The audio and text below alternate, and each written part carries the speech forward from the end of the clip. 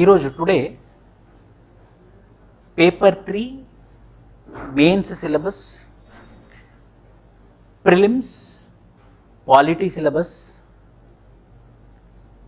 Historical evolution of Indian constitution, historical evolution of Indian constitution. So first మనం అర్థం చేసుకోవాల్సింది ఏంటంటే 6 పేపర్స్ ఉన్నాయి, మీకు తెలుసు. 6 papers: essay, history, polity and society, economy, Telangana economy, Indian economy, science and technology, data interpretation and Telangana movement. ఈ 6 papers, ప్రతి 6 papers 150 మార్కులు, 150 మార్క్స్, 6 into 150 900 మార్క్స్, 100 మార్క్స్ ఏమో ఇంటర్వ్యూ. సో అగైన్ మళ్ళీ ప్రతి పేపర్లో 3 సెక్షన్లు ఉన్నాయి. ప్రతి పేపర్లో 3 సెక్షన్లు ఉన్నాయి. జనరల్ ఎస్సే నుండి తెలంగాణ మూమెంట్ వరకు ఎవ్రీ పేపర్ హ్యావ్ 3 సెక్షన్స్. ప్రతి సెక్షన్ నుండి 5 క్వశ్చన్లు ఉంటాయి. అంటే 3 సెక్షన్లకి 15 క్వశ్చన్లు, 3 సెక్షన్లకి 15 క్వశ్చన్లు. 15 into 10 marks, 15 questions into 10 marks is equal to 150 marks. For 3 hours you have to right. అదొక మ్యారథానే, అదొక మంచి రైటింగ్ ప్రాక్టీస్ ఉంటే తప్పించి 15కి 15 అటెంప్ట్ చేయడం కష్టం. మంచి రైటింగ్ ప్రాక్టీస్ లేకపోతే ఏమవుతుందనంటే, నేను ఎక్కువ రైటింగ్ ప్రాక్టీస్ మీద ఫోకస్ చేయను, నేను ఓన్లీ చదవడం మీద ఫోకస్ చేస్తాను, నేను ఓన్లీ చదువుతాను అని అంటే ఏమవుతుందనంటే, మీరు గుర్తుంచుకొని మీరు రిప్రొడ్యూస్ చేయగలరు. ఎన్ని చేయగలరు అంటే 12, 13 మాత్రమే రాయగలరు. అంటే పైన ఒక 20-30 మార్కులు రిస్క్ చేసినట్టే. అంటే 15 క్వశ్చన్లకి మనము 12 మ్యాక్సిమం రాసి రాగలం ఆన్సర్ రైటింగ్ ప్రాక్టీస్ లేకపోతే. సో ఆ ఎగ్జామినేషన్ హాల్లో, మెయిన్స్ ఎగ్జామినేషన్ హాల్లో 15 క్వశ్చన్స్ రాయాలి అని అంటే the only Mantra is we have to do writing practice. Writing practice చేయకపోతే మాత్రం ఏంటి ప్రాబ్లమ్ సార్, రైటింగ్ ప్రాక్టీస్ చేయకపోతానంటే ఆ 3 గంటల్లో మనం 15 క్వశ్చన్స్కి ఆన్సర్స్ రాయలేము. నంబర్ 1. సో నా సబ్జెక్ట్ వచ్చేసరికి today I will be discussing on paper 3. నేను డిస్కస్ చేసేది ఇందులో కాన్స్టిట్యూషన్, గవర్నెన్స్ నేను డిస్కస్ చేస్తాను, ప్లస్ తెలంగాణ మూమెంట్ నేను డిస్కస్ చేస్తాను. దాని రోల్ ఏంటి, దాని ఇంపార్టెన్స్ ఏంటి, ఎందుకంటే నేను first I believe why is very very important. Why is very very important. So why Indian polity, why Indian constitution, how the Indian polity, how the governance అనే topic మీద ఈరోజు మనం డిస్కస్ చేసుకొని ఒక క్వశ్చన్ కూడా ప్రాక్టీస్ చేద్దాం. So first is Indian society in this particular paper, paper 3 Indian society. You will get a very good idea. Indian society, structure, issues and social movements. Indian society, structure, issues and social movements means the first topic is mainly talking about దేని గురించి మాట్లాడుతుందనంటే Indian society యొక్క structure. Indian society యొక్క స్ట్రక్చర్లో ఏమేమి ఉంటాయంటే caste system, patriarchal system, joint family system. ఇది structure of Indian society. Basic genes and most important ఏంటి ఇండియన్ సొసైటీలో అని అంటే యూనిటీ ఇన్ డైవర్సిటీ.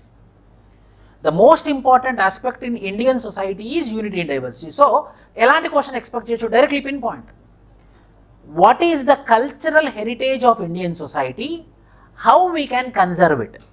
సో మన కల్చరల్ హెరిటేజ్ అంటే ఒక తరం నుంచి ఇంకో తరంకి పాస్ అయ్యేదాన్ని హెరిటేజ్ అంటాం.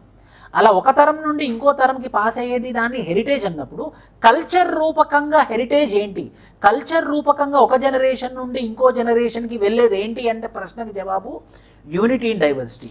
So what we are proud, Indian society is proud for what? In your TSPSC interview if there is a question, for what you are proud of being a Indian citizen. నువ్వు ఇండియాలో పుట్టినందుకు నువ్వు ఎందుకు గర్వ why you are pride, గౌరవంగా ఎందుకు feel అవుతున్నావు అంటే ఒకటి ఒక జవాబు unity in diversity. So Indian society, salient features of Indian society mainly we have to emphasize on unity in diversity. అప్పుడు సో ఏమేం ప్రాబ్లమ్స్ ఉన్నాయి యూనిటీ ఇన్ డైవర్సిటీకి? Communalism, racial conflicts, these are the problem no for our unity in diversity. Regionalism, states మధ్యలో division. కొన్ని రోజులు తెలంగాణ కోసం పోరాటం జరిగింది, అది మంచిదో చెడ్డదో, కొంచెం ఒక లా అండ్ ఆర్డర్ ప్రాబ్లం అయితే క్రియేట్ అయింది. ఖలిస్తాన్ మూమెంట్ ఉంది, మంచిదో చెడ్డదో, కానీ law and order problem create అయింది. గ్రేటర్ నాగాలిం, నాగాలాండ్లో గ్రేటర్ నాగాలిం అనే కంట్రీ కోసం పోరాటం జరుగుతుంది. వాళ్ళకి మంచిదో చెడ్డదో, కానీ లా అండ్ ఆర్డర్ డిస్టర్బెన్స్ ఉందా లేదా నేషన్లో? సో ఏంటి what are all the threats which India is facing against unity in diversity? So how to overcome it sir? How to overcome it? దీన్ని ఎలా ఓవర్కమ్ చేయాలి మనం? సో మన యూనిటీ ఇన్ డైవర్సిటీని అలానే కాపాడుకోవాలి అంటే ఏం చేయాలి? Secularism. No superiority inferiority feeling ఉంది. టెక్నికల్గా ఆన్సర్ రాయాలి. ఎథినోసెంట్రిజం ఉండకూడదు. There should not be ethnocentrism. Ethnocentrism అంటే మా భాష గొప్పది, మా రేస్ గొప్పది, ఇండియన్ మెయిన్ స్ట్రీమ్ గొప్పవాళ్ళు, నార్త్ ఈస్ట్ అంతా Chinese people. Chinese people who whenever these people come to Delhi or whenever these people come to South India, whether we people will criticize them or not. Chinggis or Chin, racial. So what? They will have a feeling. నేను భారతదేశంలో పౌరుడైనా కూడా నన్ను వీళ్ళు వేరేలాగా చూస్తున్నారు, నేను ఎందుకు ఇండియాతో కనెక్ట్లో ఉండాలి? అవును, మాకు కూడా గ్రేటర్ నాగాలిం కావాలి, మాకు కూడా మేజోల్యాండ్ కావాలి, మాకు కూడా బోడోల్యాండ్ కావాలి అస్సాంలో. So, what are the factors which are threatening unity and diversity, and how to overcome this problem is an expected question. As a Group 1 officer, in your locality, if you are an RTO, in your division, for example, you come from Bainsar division. Bainsar division lo enti problem undi? Communal conflicts is a problem in Bainsar division. So, if you become an RTO, you should have minimum knowledge that how to overcome the communalism. Ante మీ అనువనువులో మీ బ్లడ్లో ఏమి ఉండాలి? Secularism. You should have secular feelings in you. You should be secular first. So what is secularism? Appudu rendu. Secularism rendu rakalu. One is Western secularism, next is Indian secularism. What is this Western secularism? What is this Indian secularism? Ante ivanni discussion lo bhagam anamata. Number 1, first unit lo. Number 2, social exclusion and vulnerable groups. ఎన్ని వస్తాయో తెలుసా ఇందులో? Social exclusion and vulnerable groups అంటే ఎవరైతే society నుండి exclude చేయబడిన వాళ్ళు. ఎవరు? Scheduled caste, scheduled tribes, minority, women, children, disabled, LGBT communities, senior citizens. We should have command over all this 8 vulnerable sections. Scheduled caste, what are the problem? మరి దాన్ని మరీ ఎక్కువ డీటెయిల్గా వెళ్ళని అవసరం లేదు. షెడ్యూల్డ్ క్యాస్ట్ అని ఎవరిని అంటాము?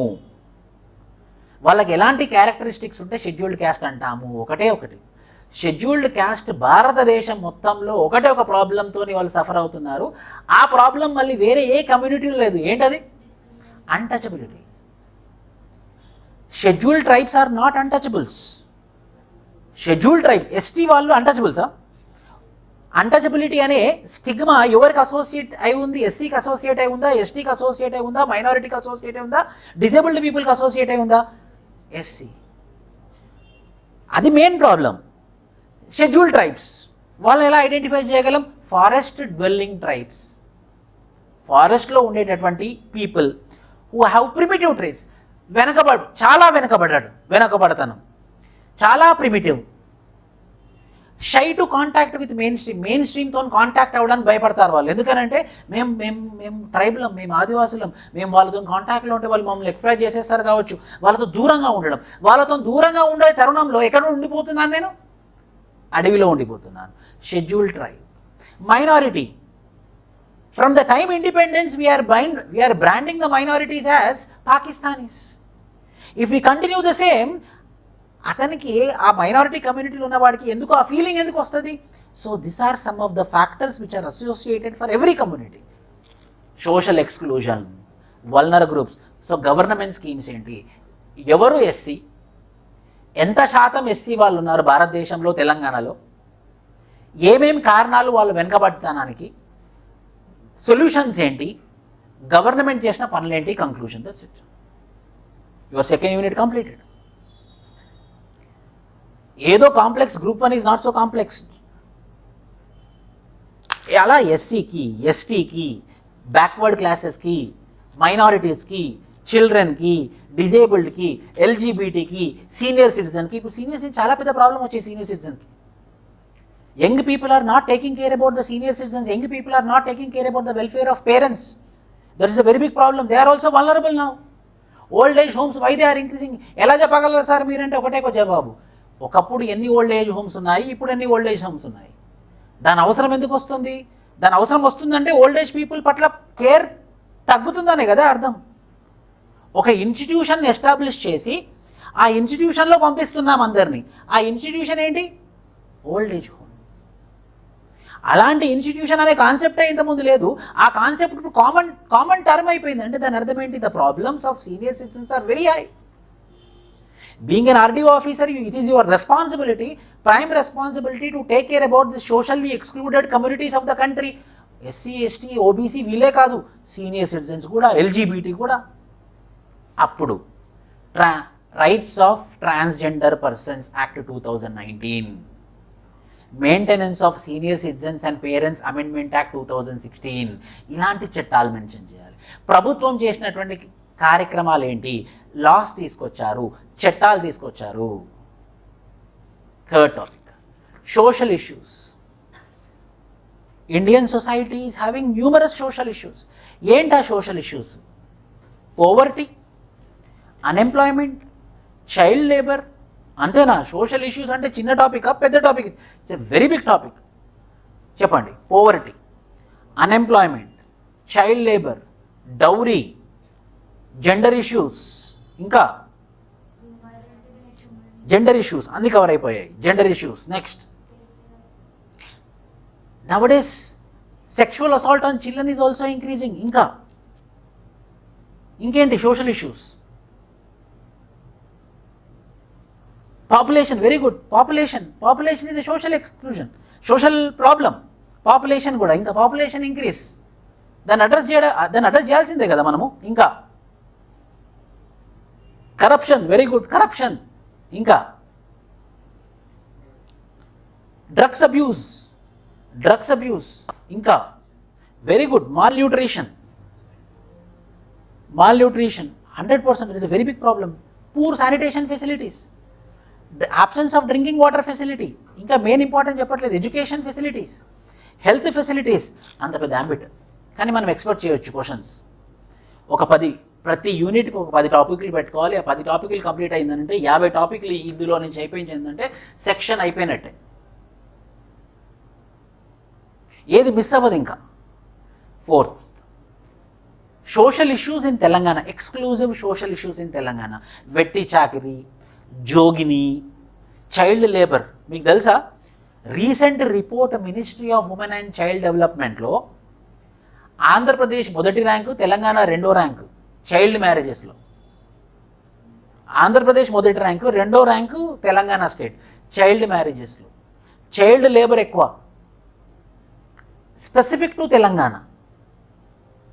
Social movements in Telangana. ఏంటి social movements in Telangana?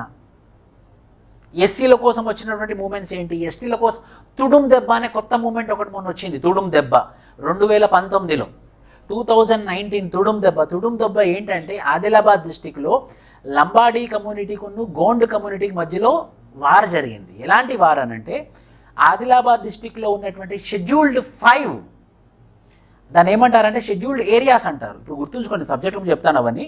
Scheduled 5 ఏరియాస్లో ల్యాండ్, అక్కడ ఉన్నటువంటి షెడ్యూల్డ్ 5 ఏరియా ల్యాండ్ ట్రైబల్కి మాత్రమే చెందాలి, నాన్ ట్రైబల్ తీసుకోవడానికి లేదు.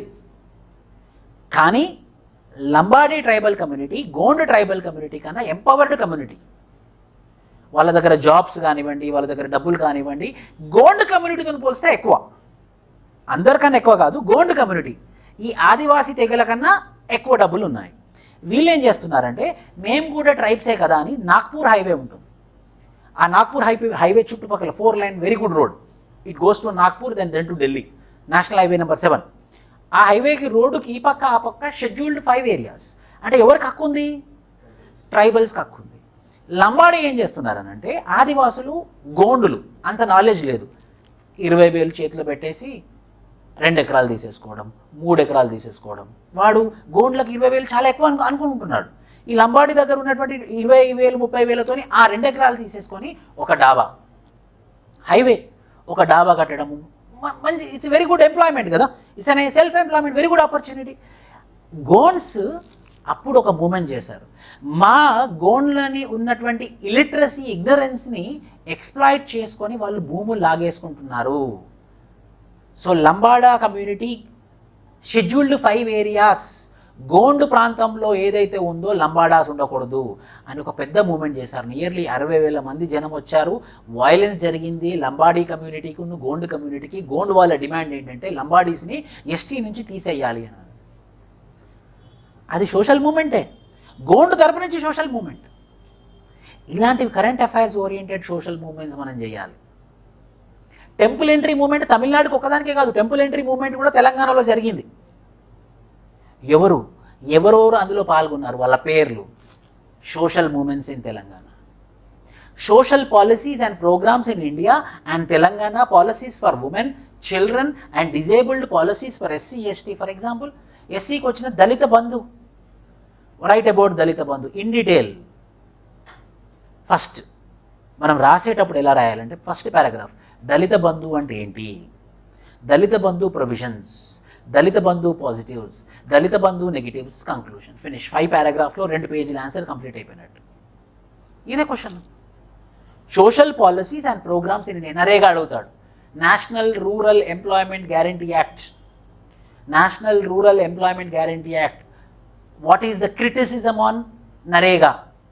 ఫస్ట్ ఈ నరేగా అంటే ఏంటి, ఫస్ట్ పారాగ్రాఫ్. రెండో పారాగ్రాఫ్లో నరేగాకు ఉన్నటువంటి ప్రొవిజన్స్ ఏంటి. మూడో paragraph positives of NREGA, fourth paragraph negatives of NREGA, fifth suggestions for NREGA. Dalit బంధులో కూడా suggestions for Dalit Bandhu, suggestions for Dalit Bandhu or suggestions for Rythu Bandhu. రైతు బంధులో పెద్ద సజెషన్ ఏంటి, దాని పెద్ద చదవనవసరం అవసరం లేదు. ఏంటది, ఎంత భూమి ఉన్నా కూడా వాళ్ళకి రైతు బంధు వస్తుంది వాళ్ళకి, అదొక సజెషన్. అది లిమిట్ చేయాలి మనము, 5 ఎకరాలు ఉన్న వాళ్ళకే ఇవ్వాలి, లేకపోతే 10 ఎకరాలు ఉన్న వాళ్ళకే ఇవ్వాలి, ఒక రికమెండేషన్ పెడతాం మనం. Recently group of secretaries to the government of Telangana recommended this recommendation that Rythu Bandhu should be given to only those beneficiaries whose land is 5 acres and below. So suggestion కూడా మనం యాడ్ చేస్తాం దానికి. This is about society. Constitution, ఇందులో చూడండి ఇప్పుడు దాదాపు ఇప్పటివరకు మనకు ఎలాంటి ప్రశ్నలు వస్తాయి, మనం ఎలా ప్రిపేర్ కావాలి, ఏంటా కంటెంట్, ఏంటా ఇన్ఫర్మేషన్ అనేది మనకు అర్థమైపోయింది. That is the benefit of this group 1 exam. Question paper is much predictable. Question paper is much predictable. ఇంకా కాన్ఫిడెంట్గా చెప్పాలి అని అంటే నేనైతే ప్రాపర్గా ప్రిడిక్ట్ చేయగలను. పేపర్ 3 నుండి ఒక 100 క్వశ్చన్లు రాసా, 100 క్వశ్చన్లో నుంచి 15 క్వశ్చన్లు ఖచ్చితంగా వస్తాయని చెప్పగలను నేను. More predictable, easy exam. దానికోసం దాని పెద్ద కాంప్లెక్స్గా చూడడం అవసరమే లేదు. ఈ టాపిక్స్ సరే. ఇప్పుడు చూడండి, ఒక్క పేపర్లో, ఒక సెక్షన్లో, ఒక యూనిట్లో మనం 10 టాపిక్లు ఐడెంటిఫై చేస్తే ఒక సెక్షన్లో 50 టాపిక్లు కంప్లీట్ చేశామని అన్నానంటే 50 మార్కులు మీ పాకెట్లో ఉన్నట్టే కదా. అలా ప్రతి పేపర్కి 150 టాపిక్లు, అలా 6 పేపర్లకి 150 × 6 900 మార్కులకి 900 టాపిక్లు కవర్ చేసామంటే done your mains preparation and your prelims preparation also. ఆ 900 టాపిక్కి మన దగ్గర కంటెంట్ ఉండాలి, ఆ 900 టాపిక్లకి మన దగ్గర ఇన్ఫర్మేషన్ ఉండాలి. ఫస్ట్ థింగ్, నోట్స్ రాసేసుకునేటప్పుడు ఒక రివిజన్ నోట్స్ పెట్టుకోవాలి. ఎస్సీ అయిపోయింది, ఎస్టీ అయిపోయింది, రైతు బంధువు అయిపోయింది, దళిత బంధువు అయిపోయింది. సో ఎప్పుడైతే బుక్ తీసుకున్నా ఇది చదివేశాను, ఇది చదివేశాను, ఇది చదివేశాను, ఇది చదివేశాను, how confident you will be. Evolution of Constitution, evolution of Indian Constitution. ఎలా ఎవాల్వ్ అయింది ఇండియన్ కాన్స్టిట్యూషన్ నేను చెప్తున్నాను. ఎలాంటి క్వశ్చన్స్ ఎక్స్పెక్ట్ చేయొచ్చు అంటే, Indian constitution is called as lengthiest and written constitution. లేకపోతే Indian constitution seems to be federal but having unitary nature.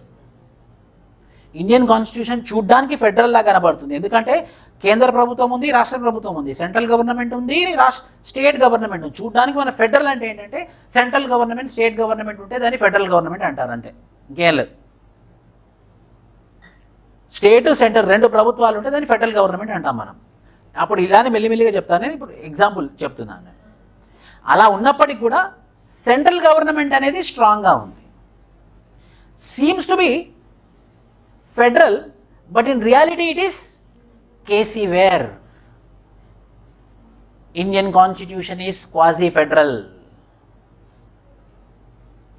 Morris Jones, Indian federalism is cooperative federalism. Ivor Jennings, Indian constitution which is bargaining federalism. ఎవరు కూడా Indian కాన్స్టిట్యూషన్ని federal constitution అనలేదు. ఒక bargaining federalism, cooperative federalism, quasi federalism, pseudo federalism, pseudo అంటే fake అన్నట్టు, fake federalism కూడా. అవును, నిజమే. ఎందుకు సార్ అంటే centre super centre. Why? Single citizenship, single constitution, strong centre, emergency provisions, all India services, supremacy of the constitution, independent judiciary. ఈ క్యారెక్టరిస్టిక్సే కదా ఇవన్నీ మనం ఏమంటుందంటే అవును సెంటర్, ఆల్ ఇండియా సర్వీస్. ఎక్కడో సెంట్రల్ గవర్నమెంట్ వెళ్ళి యూపీఎస్సీలో రిక్రూట్మెంట్ తీసేసుకొని వచ్చి మన డిస్టిక్లో పనిచేస్తూ ఉంటారు. ఫెడరలిజంకి ఎవరు రిప్రజెంటేటివ్ తెలుసా? Group 1 officers. All India services సెంటర్కి రిప్రజెంటేటివ్స్. ఫైనల్గా వాళ్ళ మీద ఏదైనా డిస్మిసల్ తీసుకోవాలన్నా, ఏదైనా డిసిప్లినరీ యాక్షన్ తీసుకోవాలంటే స్టేట్ గవర్నమెంట్ వల్ల కాదు, సెంట్రల్ గవర్నమెంట్ వల్ల అవుతుంది. అప్పుడు నేను ఆల్ ఇండియా ఆఫీసర్ అనుకోండి, ఆల్ ఇండియా సర్వీస్ ఆఫీసర్ అనుకోండి, ఐఏఎస్ అనుకోండి, నేను కేసీఆర్కి భయపడతానా, నరేంద్ర మోడీకి భయపడతానా? లాస్ట్కి చివరికి నా మీద డిసిప్లినరీ పవర్ ఎవరు తీసుకోగలరు? సెంట్రల్ గవర్నమెంట్ మాత్రమే. సో నాకు సెంట్రల్ గవర్నమెంట్ ఇంపార్టెంట్. నాకు డిప్యుటేషన్ కావాలనుకున్నాను అనుకోండి వేరే రాష్ట్రంలో, నేను కేసీఆర్ని అడుకోవాలా లేకపోతే నరేంద్ర మోడీని అడుకోవాలి. So strong centre. All India services which is telling that India is quasi federal. అలా ఆన్సర్ రాసుకోవచ్చు మనం. సో ఎవల్యూషన్ ఆఫ్ ఇండియన్ కాన్స్టిట్యూషన్లో ఏం డిస్కస్ చేయబోతున్నామనంటే మనము 1773 నుంచి స్టార్ట్ చేయాలి. 1773 regulating act of India 1773, pits India act of 1784, charter act of 1813, charter act of 1833, Indian charters act of 1853, government of India act of 1858, as well as 1909, 1919 government of India, 1935 government of India, 1947 Indian independence act. ఈ ఒక్కొక్క యాక్ట్లో మళ్ళీ అంతా చదవకూడదు. ఈ ఒక్కొక్క యాక్ట్లో ఏంటా ఇంపార్టెంట్ ప్రొవిజన్స్ చేసి మనం పాయింట్కి వస్తాం. ప్రిలిమ్స్లో ఏమి ఎక్స్పెక్ట్ చేయొచ్చు అంటే ఆ 1773 చట్టం, రెగ్యులేటింగ్ యాక్ట్ చట్టం కింద ఏమేమి ఉన్నాయి, 1784లో ఏమేమి ఉన్నాయి, 1813లో ఏమేమి ఉన్నాయి, 1833లో ఏమేమి ఉన్నాయి, 1853లో ఏమేమి ఉన్నాయి, 1858లో ఏమేమి ఉన్నాయి, అవి 5 పాయింట్లు, ఇంపార్టెంట్ పాయింట్స్. అప్పుడు మనం క్రోనాలజీ అర్థమవుతుంది అన్నమాట. అంటే బ్రిటిష్ ప్రభుత్వం ఎలా ఈవెంచువల్గా ఇండియన్ పొలిటికల్ సిస్టమ్ని, ఇండియన్ అడ్మినిస్ట్రేటివ్ సిస్టమ్ని తన చేతికి తెచ్చేసుకుంది. ఈస్ట్ ఇండియా కంపెనీని ఒక కార్పొరేట్ కంపెనీ లాగా నడిచేదాన్ని ఒక అడ్మినిస్ట్రేటివ్ బాడీలా చేసింది. ఎందుకు, ఎలా అనేది చేసి 1950 కాన్స్టిట్యూషన్ మేకింగ్. ఇప్పుడు ఎవరెవరు ఏ డ్రాఫ్టింగ్ కమిటీస్కి హెడ్, ఫండమెంటల్ రైట్స్ ఎవరు డిజైన్ చేశారు, directive principles of state policy ఎవరు డిజైన్ చేశారు, ఎమర్జెన్సీ ప్రొవిజన్స్ ఎవరు డిజైన్ చేశారు, ఎక్కడి నుంచి కాపీ కొట్టాము, ఎక్కడి నుంచి నేర్చుకున్నాము. అదే evolution of Indian constitution. Indian constitution lengthiest constitution ఎందుకు, ఇండియన్ కాన్స్టిట్యూషన్ రిటర్న్ కాన్స్టిట్యూషన్ ఎందుకు, ఇండియన్ కాన్స్టిట్యూషన్ క్వాజీ ఫెడరల్ ఎందుకు, క్వశ్చన్ అండ్ ఆన్సర్ రూపకంగా చేసుకోవాలి. క్వశ్చన్ అండ్ ఆన్సర్ రూపకంగా ఆన్సర్లే కాదు, సబ్జెక్ట్ కూడా. ఇందుకోసం లెంతియెస్ట్ కాన్స్టిట్యూషన్, ఇందుకోసం రిటర్న్ కాన్స్టిట్యూషన్, ఇందుకోసం స్ట్రాంగ్ సెంటర్, ఇందుకోసం federal. Second, fundamental rights, directive principles of state policy, fundamental duties. Part 3, part 4, part 5, part 4A of the constitution. Part 3 ఏమో ఫండమెంటల్ రైట్స్, పార్ట్ 4 ఏమో directive principles of state policy, part 4A ఏమో fundamental duties. ఇందులో articles, ప్రతి ఒక్క article important, గుర్తుంచుకోవాల్సింది, no excuse. ఏ article గుర్తుంచుకోవాలి, ఏ ఆర్టికల్ గుర్తుంచుకోకూడదు అన్నది నేను యూనిట్ ప్రకారంగా చెప్తాను. కానీ ఫండమెంటల్ రైట్స్, డిపిఎస్పి, ఫండమెంటల్ డ్యూటీస్లో అన్ని ఆర్టికల్స్ ఇంపార్టెంట్. ఈ యూనిట్లో బేసిక్ స్ట్రక్చర్ అనే డాక్ట్రిన్ ఎలా ఎవాల్వ్ అయింది, ఈ మినర్వా మిల్స్ కేసు అంటే ఏంటి, సజ్జన్ కుమార్ కేసు అంటే ఏంటి, గోలకనాథ్ కేసు అంటే ఏంటి, ఎవల్యూషన్ ఆఫ్ జడ్జిమెంట్స్ ఫండమెంటల్ రైట్స్లోనే భాగం. అది evolution of judgments, basic structure doctrine కూడా ఫండమెంటల్ రైట్స్లోనే భాగంలా చేయాలి. Third, system of government, parliamentary system, central government. Yes, ఏ సిస్టమ్ ఆఫ్ గవర్నమెంట్లో ఉన్నాం మనం? పార్లమెంటరీ ఫార్మ్ ఆఫ్ గవర్నమెంట్లో ఉన్నాము. అందులో 3 ఉన్నాయి. ఒకటి ఎగ్జిక్యూటివ్, ఇంకోటి లెజిస్లేచర్, ఇంకోటి జ్యుడిషియరీ. లెజిస్లేచర్ని పార్లమెంట్ అంటాము, ఎగ్జిక్యూటివ్ని సెంట్రల్ గవర్నమెంట్ అంటాము, judiciary which is independent body. So our form of government is called as parliamentary form of government. In డీటెయిల్గా చదవాలి. Lok Sabha functioning, Rajya Sabha functioning, state assembly functioning, state legislative council functioning. లోక్సభకి రాజ్యసభకి difference, legislative అసెంబ్లీకి legislative కౌన్సిల్కి difference. Legislative assembly అంటే రాష్ట్రంలో, legislative council అంటే council body. Rajya Sabha ఎలా సెంటరో స్టేట్లో లెజిస్లేటివ్ కౌన్సిల్. ఈ పార్లమెంట్ మళ్ళీ గవర్నమెంట్ ఎలా డివైడ్ అయింది, ఎన్ని డిపార్ట్మెంట్స్ ఉన్నాయి, ఎన్ని మినిస్ట్రీస్ ఉన్నాయి, అవన్నీ మనం 3rd యూనిట్లో చూస్తాం. 4th unit judicial system in India. Everything. It's about supreme court, it's about high court, it's about district courts also. Supreme court, high court and district courts also. Tribunals, extra tribunals. A article of the constitution, tribunals యొక్క functions ఏంటి? Article 323 of the constitution talks about the tribunals. Tribunals 2 రకాలు. ఒకటి administrative tribunals, ఇంకోటేమో for others. Tribunals for others. Example national green tribunal. అది చాలా న్యూస్లో ఉంది ఈ మధ్యలో. ఎన్విరాన్మెంట్ ప్రొటెక్షన్ కోసం national green tribunal is working a lot. అసలు ఈ ట్రైబ్యునల్ ఏ లాని ఫాలో అవుతుంది? Anyone can tell me? Tribunal follows which law? Tribunal will not follow rule of law. ఏంటి సార్ రూల్ ఆఫ్ లా? ఇక్కడ డిస్కస్ చేస్తాం మనం. Tribunal will not follow procedure established by law. Tribunal follow natural justice. Rule of law ఏమంటుందంటే, ఒకరిని పొడి చేసావా లేదా? Page number 142, 3వ పారాగ్రాఫ్ 2వ లైన్లో ఏమైనా ఉందంటే, పొడి చేశాడు కాబట్టి ఈయనకి యావజ్జీవ కారాగార శిక్ష పడాల్సిందే. న్యాచురల్ జస్టిస్ ఏమని చెప్తుందంటే, ఎందుకు పొడిచాడు? డిఫెన్స్లో పొడిచాడు కాబట్టి ఆయనకి శిక్షకి అర్హుడు కాదు. So natural justice, situational thing, circumstantial evidences will play a major role according to Indian evidence act of 1872. అవన్నీ మనం ఇక్కడ చూస్తాం. Supreme court, high court, administrative tribunals, district courts, civil courts, criminal courts, ఇవన్నీ చూస్తాం మనం. ఇక్కడి నుంచి ఏమవుతుందంటే మీ కాన్సన్ట్రేషన్ తగ్గుతుంది, ఇక్కడ కాన్సన్ట్రేషన్ పెరగాలి. ఎప్పుడైనా కూడా సబ్జెక్ట్లో మనం కిందికి వెళ్ళిన కొద్దీ మన యొక్క కాన్సన్ట్రేషన్ పెరుగుతూ ఉండాలి. ఇక్కడ ఉంది, ఇక్కడ కంటిన్యూ అవ్వాలి. ఇక్కడ ఎంత అటెంటివ్ ఉన్నారో ఇక్కడ అంత అటెంటివ్ ఉంటే మీకు ర్యాంక్ వచ్చినట్టు. 5th, federal system. Centre state relations, issues and challenges pertaining to federal structure, local self government, 73rd constitutional amendment, 74th constitutional amendment. Federal features, centre state relations, inter state relations, conflict between centre and state. Centre and స్టేట్కి మధ్యలో ఉన్నటువంటి bodies చెప్పండి నాకు. నీతి Aayog, national development council. ప్రస్తుతం planning commission ఉందా? Planning commission లేదు. ఈ నీతి ఆయోగ్ యొక్క ఫంక్షన్స్ ఏంటి, పాజిటివ్స్ ఏంటి, నెగిటివ్ ఏంటి? నేషనల్ డెవలప్మెంట్ కౌన్సిల్ యొక్క పాజిటివ్స్ ఏంటి, నెగిటివ్స్ ఏంటి? ప్లానింగ్ కమిషన్ తీసేయాల్సిన అవసరం ఏమొచ్చింది? First we have to identify the topics.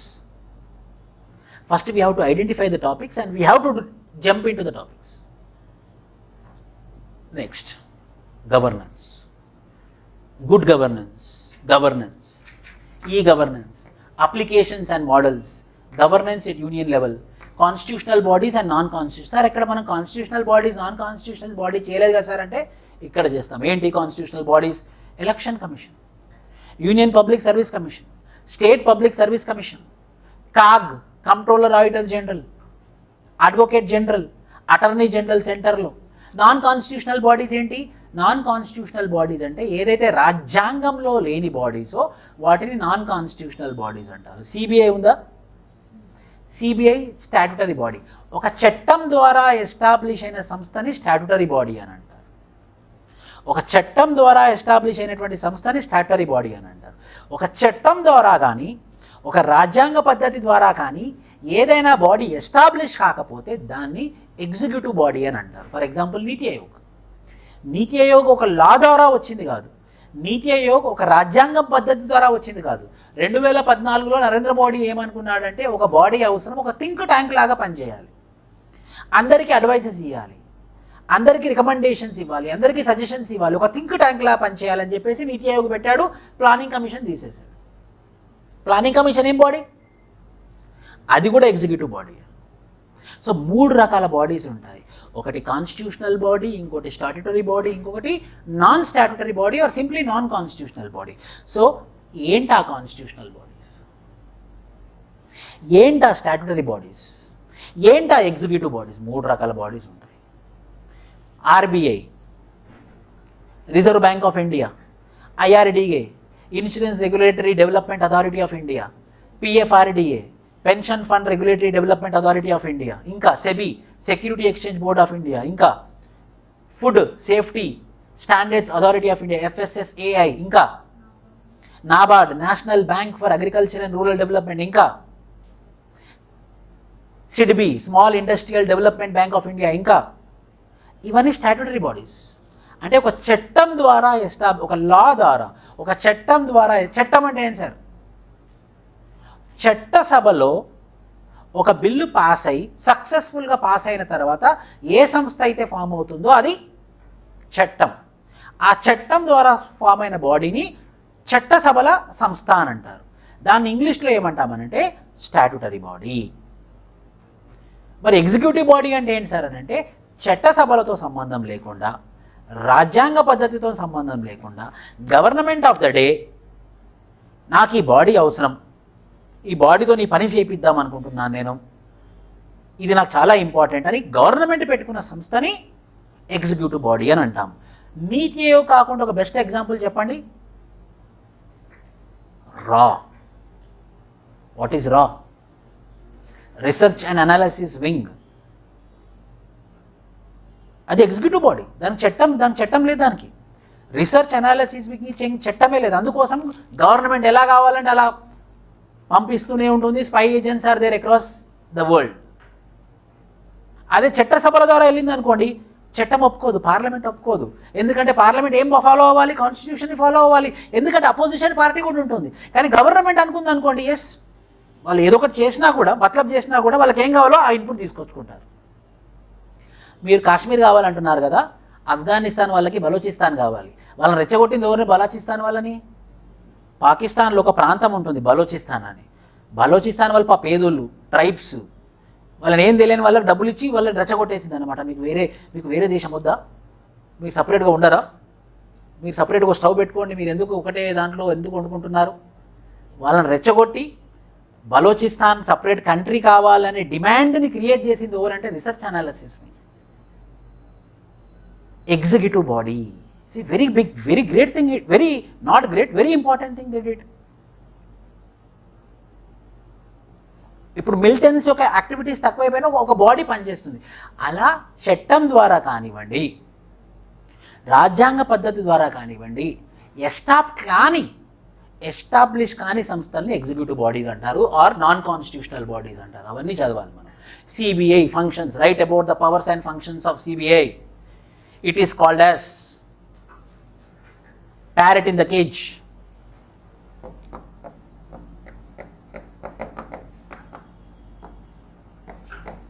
It is called as parrot in the cage. ఏంటి parrot in the cage అంటే? Yes Shreshta, competition commission of India, very good. National human rights commission కూడా, అవును. CBI ఒక parrot, ఏదైనా మాట్లాడగలదు, parrot లాగా ఏదైనా చెప్పగలదు, ఏదైనా investigate చేయగలదు. చాలా టాలెంటెడ్ పీపుల్, స్కిల్డ్ పీపుల్ సిబిఐలో ఉన్నారు. మాట్లాడే ప్యారెట్ అంటే టాలెంటెడే కదా. మాట్లాడే ఒక యానిమల్ మాట్లాడుతుందంటే చాలా గొప్ప విషయం. అలాంటి దాన్ని మనం ఎందులో పెట్టాము? కేజ్లో పెట్టాము. CBI very talented, very skilled, premier investigative agency of the country, but works under central government. Central government ఆడినట్టు ఆడుతుంది. అది పెద్ద criticism. Write about CBA, what are the powers and functions of CBA, but CBA is usually criticized as parrot in the cage. ఇలాంటి కొన్ని terms ఉంటాయి. ఆ terms ఖచ్చితంగా మనం గుర్తుంచుకోవాల్సిందే.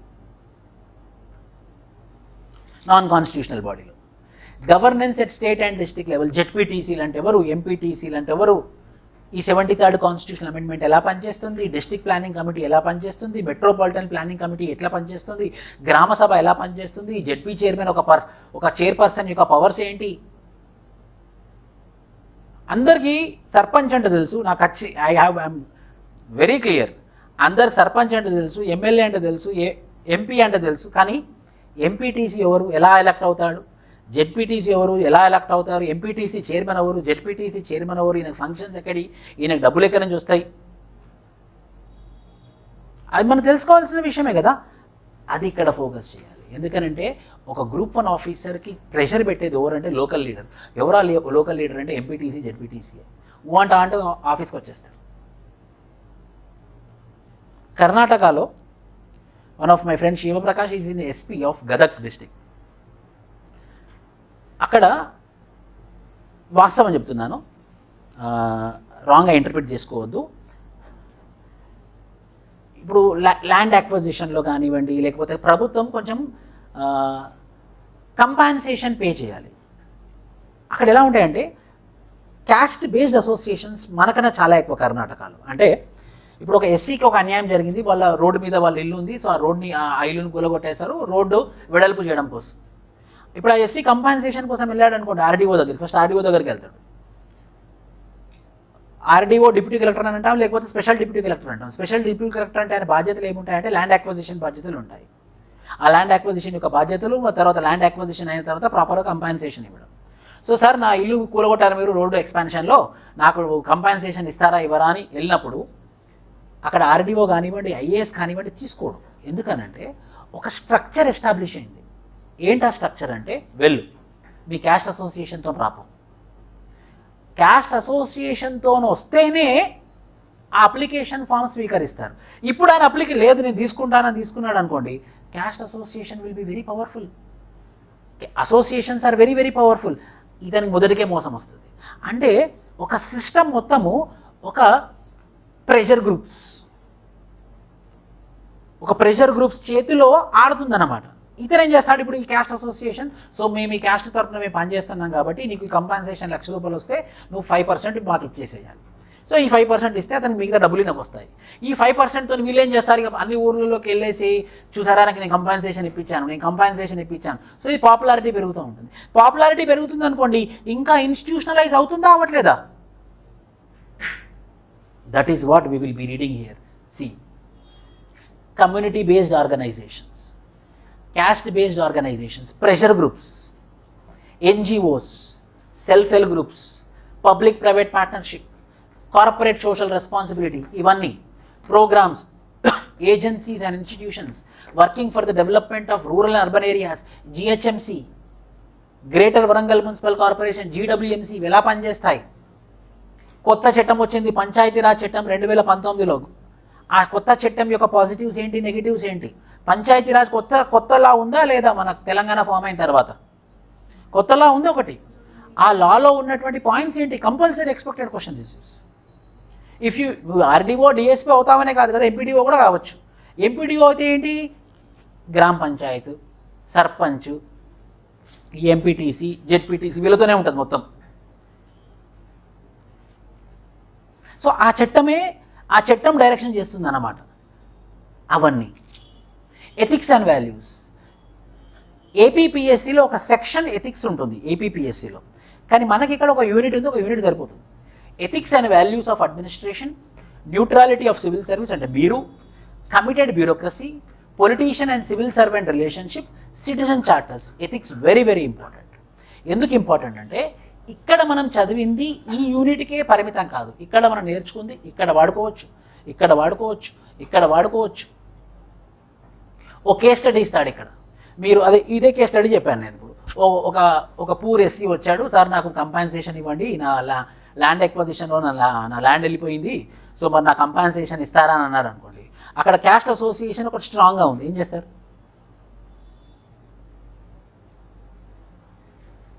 Tell me what you will do. You are an RDO. Why? Because RDO will be having the power to give compensation, not district collector. RDO is very powerful. చెప్పండి, ఒక poor, old, SC are ST, anyone is a disabled. Socially disabled అంటే physical disable అంటే చేతులు లేకపోవడం, social disable అంటే ఈ marginalised కమ్యూనిటీకి చెందిన వాళ్ళు. ఏం చేస్తావు ఇప్పుడు? నీ దగ్గరకు వచ్చారు, నీ కంపాన్సేషన్ ఇవ్వాలి, నువ్వే సంతకం పెట్టాలి, నీ చేతిలో ఉంది పవర్, చెక్ పవర్. కానీ ఆల్రెడీ రూల్స్ ఎస్టాబ్లిష్ అయిపోయాయి. ఏంటి ఆ రూలు? క్యాస్ట్ అసోసియేషన్ నుంచి రావాలి, కానీ నువ్వు అది ఫాలో అవ్వాలని ఇక్కడ లేదు. Code for civil services act 1964లో మీరు ఆ క్యాస్ట్ అసోసియేషన్ ఫాలో అవ్వాలని ఎక్కర్లేదు. మరి మీరు ఏం చేస్తారు? If you think it's hard to get in to group 1, it is hard to survive in group 1 also. రావడమే హార్డ్ అనుకుంటే కాదు, వచ్చిన తర్వాత అందులో సర్వైవ్ అవ్వడం కూడా హార్డే. సార్ నేను ఎల్లగొట్టేస్తాను సార్, నేను ఇంకోసారికి క్యాస్ట్ వాళ్ళ నా దగ్గర రానివ్వను సార్ అని అన్నాను. ఎమ్మెల్యే దగ్గరికి వెళ్తాడు, సీదా ఎమ్మెల్యే దగ్గరికి వెళ్ళేస్తాడు. ఎమ్మెల్యే నుంచి ఫోన్ వచ్చిందంటే నువ్వు రెడీ అవ్వాలి, రెడీ కాకపోతే నీకు ట్రాన్స్ఫర్ అయిపోతుంది. This type of questions we have to do here. Nearly ఒక 30-40 కేస్ స్టడీస్ చేద్దాం మనం ఇందులో. Constitution, governance and Indian society. ఓవరాల్గా ఈ పేపర్ 3కి మీ దగ్గర 150 టాపిక్లు ఉన్నాయి. టాపిక్ల కంటెంట్ వదిలేసేయండి, 150 కంటెంట్లు. ఓహో ఈ టాపిక్లు అని ఒక కంక్లూజన్కి వచ్చారంటే 50% of the preparation completed. If you come to a conclusion that for paper 3, 150 topics are there, I already enlisted the 150 topics. If I do these 150 topics, my preparation has been completed. Yes, 50% of your preparation is complete. So in this way, we will be doing Indian society, constitution, governance. నా subject Indian polity ఎలా చేస్తాను? Section 2 Indian polity or Indian constitution. 150లో 20 నుండి 25 క్వశ్చన్లు ప్రిలిమ్స్లో Indian polity, Indian constitution, Indian governance damn sure expect చేయొచ్చు. ఒక మంచి మాట ఏంటంటే, బెనిఫిట్ ఏంటంటే నెగిటివ్ మార్కింగ్ లేకపోవడం. సో 150కి 150 పెట్టేయచ్చు, ఏం చదవనప్పుడు కూడా పెట్టేయచ్చు. Ring a roses, A, B, C. So how I'm going to do Indian polity. So see Indian polity, how and what of the constitution. How and what of constitution అంటే first మనకి అసలు ఈ కాన్స్టిట్యూషన్ యొక్క అవసరం ఎందుకు? కాన్స్టిట్యూషన్ లేకుండా వేరే దేశాలు లేవా? చెప్పండి, కాన్స్టిట్యూషన్ లేని దేశాలు ఏంటి? Britain, Great Britain, United Kingdom doesn't have constitution, they doesn't have written constitution. మరి సర్వైవ్ అవుతుంది. Britain is the example of civilisation. బ్రిటన్కి మించిన దేశం ఇంకేముంటుంది సార్? బ్రిటన్లోనే కాన్స్టిట్యూషన్, రిటర్న్ కాన్స్టిట్యూషన్ లేదు, మనకెందుకు constitution? First question in APPSC interview, TSPSC interview, we can expect such question. Why you want a constitution? Britain doesn't have constitution. Why you want? Are you greater than Britain? First simple answer, sir, మన country divorce sir, మన country divorce.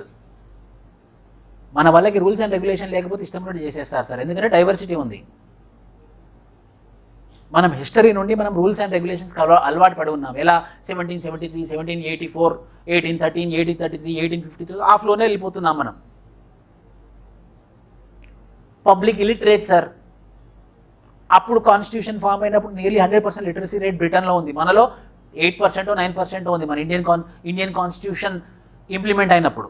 So ఇలాంటి points. How and what of the constitution. Now understanding of the constitution. First constitution అర్థం చేసుకోవాలి, ఏం చెప్పబోతుంది, ఎక్కడుంది. Understanding of constitution ఏది చదివితే అర్థమవుతుంది?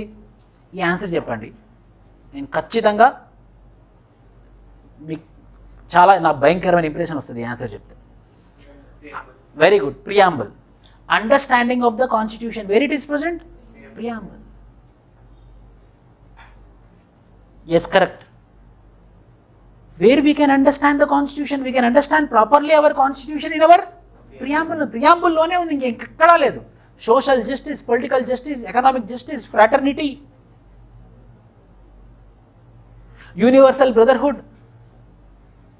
Third, system of central government, ఈ సెంట్రల్ గవర్నమెంట్ యొక్క సిస్టమ్ ఎలా పనిచేస్తుంది, ఫెడరల్ సిస్టమ్, సెంటర్ స్టేట్ యొక్క రిలేషన్స్, స్టేట్ గవర్నమెంట్ ఎలా పనిచేస్తుంది, judiciary, supreme court, high court, lower judiciary, system of state government, ఇది ఎక్స్క్లూజివ్ చేయాలి మన స్టేట్ గవర్నమెంట్ ఎంప్లాయీస్ కాబట్టి, system of state government, how the state governments are going to function, local government, 73rd and 74th constitution, constitutional body, now only I discuss, non constitutional bodies, committees and commissions recommendations కూడా,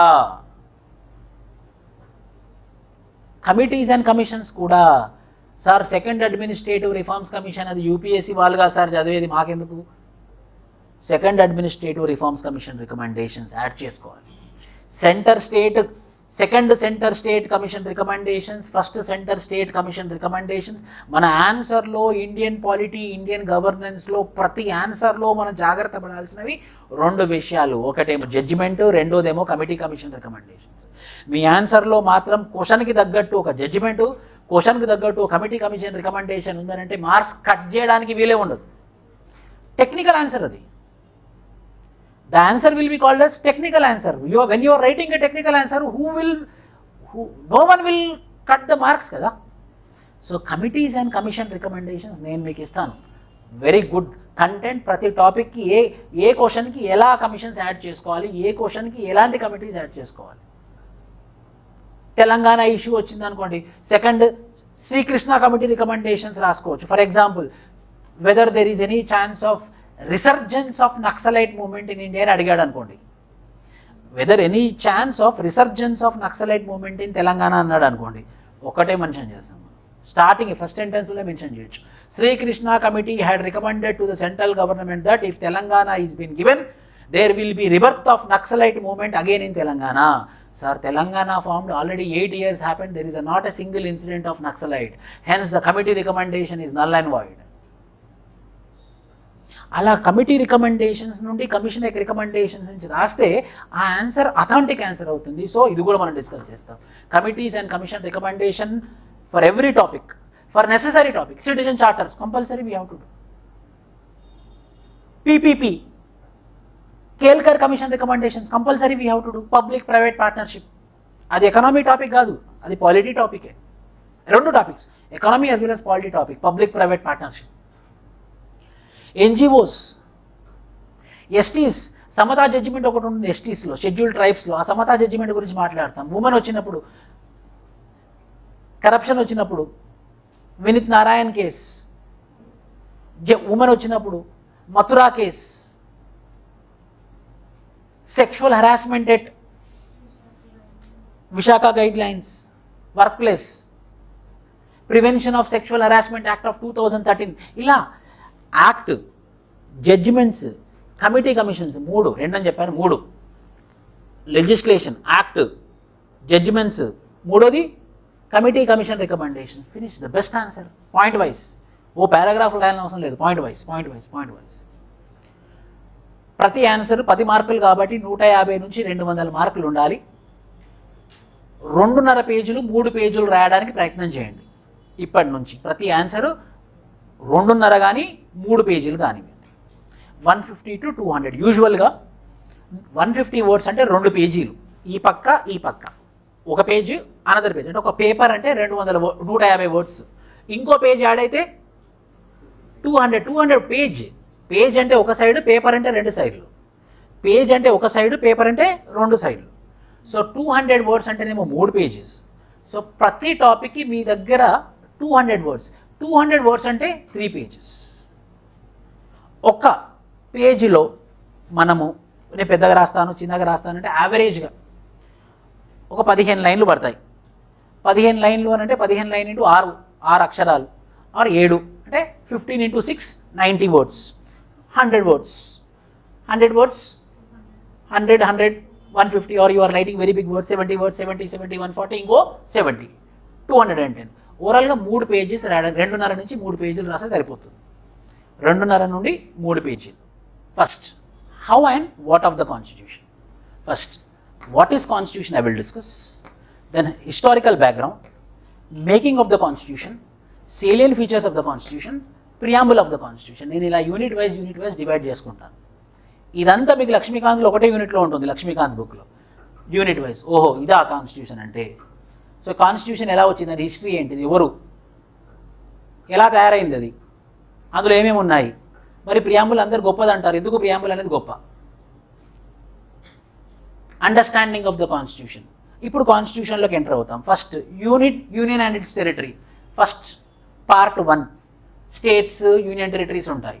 citizenship part 2 fundamental rights, articles and its explanations. ప్రతి ఒక్క article important. Examples, judgements, relevant judgements ఎందులో? Fundamental రైట్స్లో.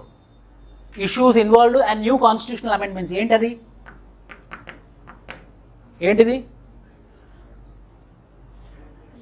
Right to education. కొత్త constitutional amendment కదా, right to education fundamental right లాగా add అయింది. So ఏంటిది, మంచిదా, ఇది పాజిటివా నెగిటివా, ఇది ఎలాంటి రిజల్ట్స్ ఇచ్చింది? Right to education is a fundamental right now under Article 21 of the Constitution, Article 21A of the Constitution. Article 21 is right to life and liberty. New fundamental rights like 21A, status of right to property unda. Ippudu enti? Legal right, directive principles, articles of explanation, then relevant judgments, then examples, then applications. Enduku application sir? మరి fundamental రైట్స్కి application చెప్పలేదే. Fundamental రైట్స్కి application ఉండదు, అది బాధ్యత, అది హక్కు. DPSP అంటే ఏంటి? Guideline, directive principle. P అంటే ప్రిన్సిపల్, ప్రిన్సిపల్ అంటే గైడ్ లైన్, గైడ్ లైన్ అంటే అప్లికేషన్. ఇది అప్లై చేయాలి నువ్వు. మ్యాటర్నిటీ బెనిఫిట్ వస్తుందా రావట్లేదా, అందరికీ ఈక్వల్ పేమెంట్ వస్తుందా రావట్లేదా, application. So what are different applications? Constitutional amendments, డిపిఎస్పిలో జరిగిన కాన్స్టిట్యూషనల్ అమెండ్మెంట్స్. ఫండమెంటల్ డ్యూటీస్, ఏ కమిషన్స్ ద్వారా ఫండమెంటల్ డ్యూటీస్ ఎస్టాబ్లిష్ అయ్యాయి? Basic structure doctrine. Amendment of the constitution, which article? System of government, president of India, vice president of India, prime minister and council of ministers, attorney general of India, parliament of India, parliament and public finance, controller and auditor general. Federal system, federal system ఎందుకంటాము? Centre state relations, inter state relations, emergency provisions కూడా federal కిందనే వస్తాయి. Judiciary, Supreme Court, judicial reforms, public interest litigation, judicial review, judicial activism, judicial overreach అనే concept కూడా ఉంది. నేను నిన్న APPSC questions చూసాను, previous years questions. అందులో క్వశ్చన్ అడిగారు, సయ్యద్ అహ్మదీ జుడిషియల్ రివ్యూ మీద కొన్ని కాన్సెప్ట్స్ చెప్పాడు, కొన్ని ఫిలాసఫీస్ చెప్పాడు. నాకు అనిపించింది ఇది ఎందుకు అడిగాడని. సో 2018లో చెప్పాడనమాట అని. అవన్నీ కూడా కవర్ చేద్దాం మనం. You see, I'm recommending you, ఈ 2014 తర్వాత ఏపీపీఎస్సీలో 2 గ్రూప్ 1 ఎగ్జామ్స్ అయ్యాయి. మీ దగ్గర ప్రీవియస్ ఇయర్స్ క్వశ్చన్ లేదనుకోవద్దు, ఆ ప్రీవియస్ ఇయర్స్ క్వశ్చన్ మీకు యూజ్ అవుతుంది. అది ఒకసారి చూడండి, నేను కూడా ఇస్తాను మీకు, బుక్లెట్ లాగా ఇస్తాను అది, బట్ మీరు చూడండి అది. ఎందుకంటే పాలిటీ సేమ్ కదా, ఓన్లీ అక్కడ ఆంధ్రప్రదేశ్ పాలిటీ ఉంది, ఇక్కడ తెలంగాణ పాలిటీ ఉంది. New reforms in judicial system ఏంటో ఒక్కటి చెప్పండి నాకు. New reform in judicial system, new reform in judicial system ఏంటి తెలుసా? Artificial intelligence were brought in to judicial administrative system in supreme court. దానికి పెద్ద క్రిటిసిజం ఉంది, పాజిటివ్ ఉంది. పాజిటివ్ ఏంటంటే ఈ ఆర్టిఫిషియల్ ఇంటెలిజెన్స్ ఏం చేస్తుందనంటే, for example if they are working on prisoners under trials. సో ఈ ఆర్టిఫిషియల్ ఇంటెలిజెన్స్ జడ్జెస్కి ఇన్ఫర్మేషన్ ఇస్తుంది అన్నమాట. అదే ఒక మనిషి ఇచ్చాడు అనుకోండి, అతని యొక్క ఇంటర్ప్రిటేషన్, అతని యొక్క ఇన్ఫ్లుయెన్స్ ఉంటుంది. అదే ఒక కంప్యూటర్ ఇచ్చింది అనుకోండి, ఫ్యాక్ట్స్ ఇస్తుంది. కంప్యూటర్ ఫ్యాక్ట్స్ ఇస్తుందా, మనిషి ఫ్యాక్ట్స్ ఇస్తాడా? ఎక్కువగా కంప్యూటర్ ఫ్యాక్ట్స్ ఇస్తుంది. సో వీళ్ళు ఏం చేశారంటే, ఒక మనిషిని పెడితే ఖచ్చితంగా వీడు వాడి ఇన్ఫ్లుయెన్స్, అతని ఇంటర్ప్రిటేషన్, అతని ప్రిజుడిసీస్ ఇవన్నీ యాడ్ అవుతాయి. సో ఒక ఆర్టిఫిషియల్ సిస్టమ్ పెట్టి ఈ supreme court, we want information on under trials. So the artificial intelligence is giving information to the Supreme Court judges. ఈ Supreme Court judges ఈ రెడీమేడ్ కంటెంట్తోని వాళ్ళు చదివి వాళ్ళు అర్థం చేసుకొని జడ్జిమెంట్స్ ఇస్తున్నారు అనమాట, పెద్ద పెద్ద జడ్జిమెంట్స్. ఇది పాజిటివ్. కానీ negative, how much we can believe artificial intelligence? Finally it is a machine. Judicial reforms ఏంటా? కొత్త కొత్త రిఫార్మ్స్ ఫటాఫట్. ఎన్ని అపాయింట్మెంట్స్ అయ్యాయి సుప్రీంకోర్టులో? How many appointments? It's a very good thing. Who is the CJI of India now? Ramana. How many reforms he brought? Best reform which I liked most, as I'm practising advocate in Hyderabad high court also, I experience personally this. ఏమవుతుందనంటే పొద్దున judge సంతకం పెట్టేస్తుంది దేని మీద, bail order మీద. Jailer ఉంటాడు jail దగ్గర, ఏది రిపోర్టు, నాకు అది కావాలి, కాగితం కావాలి అని అంటాడు.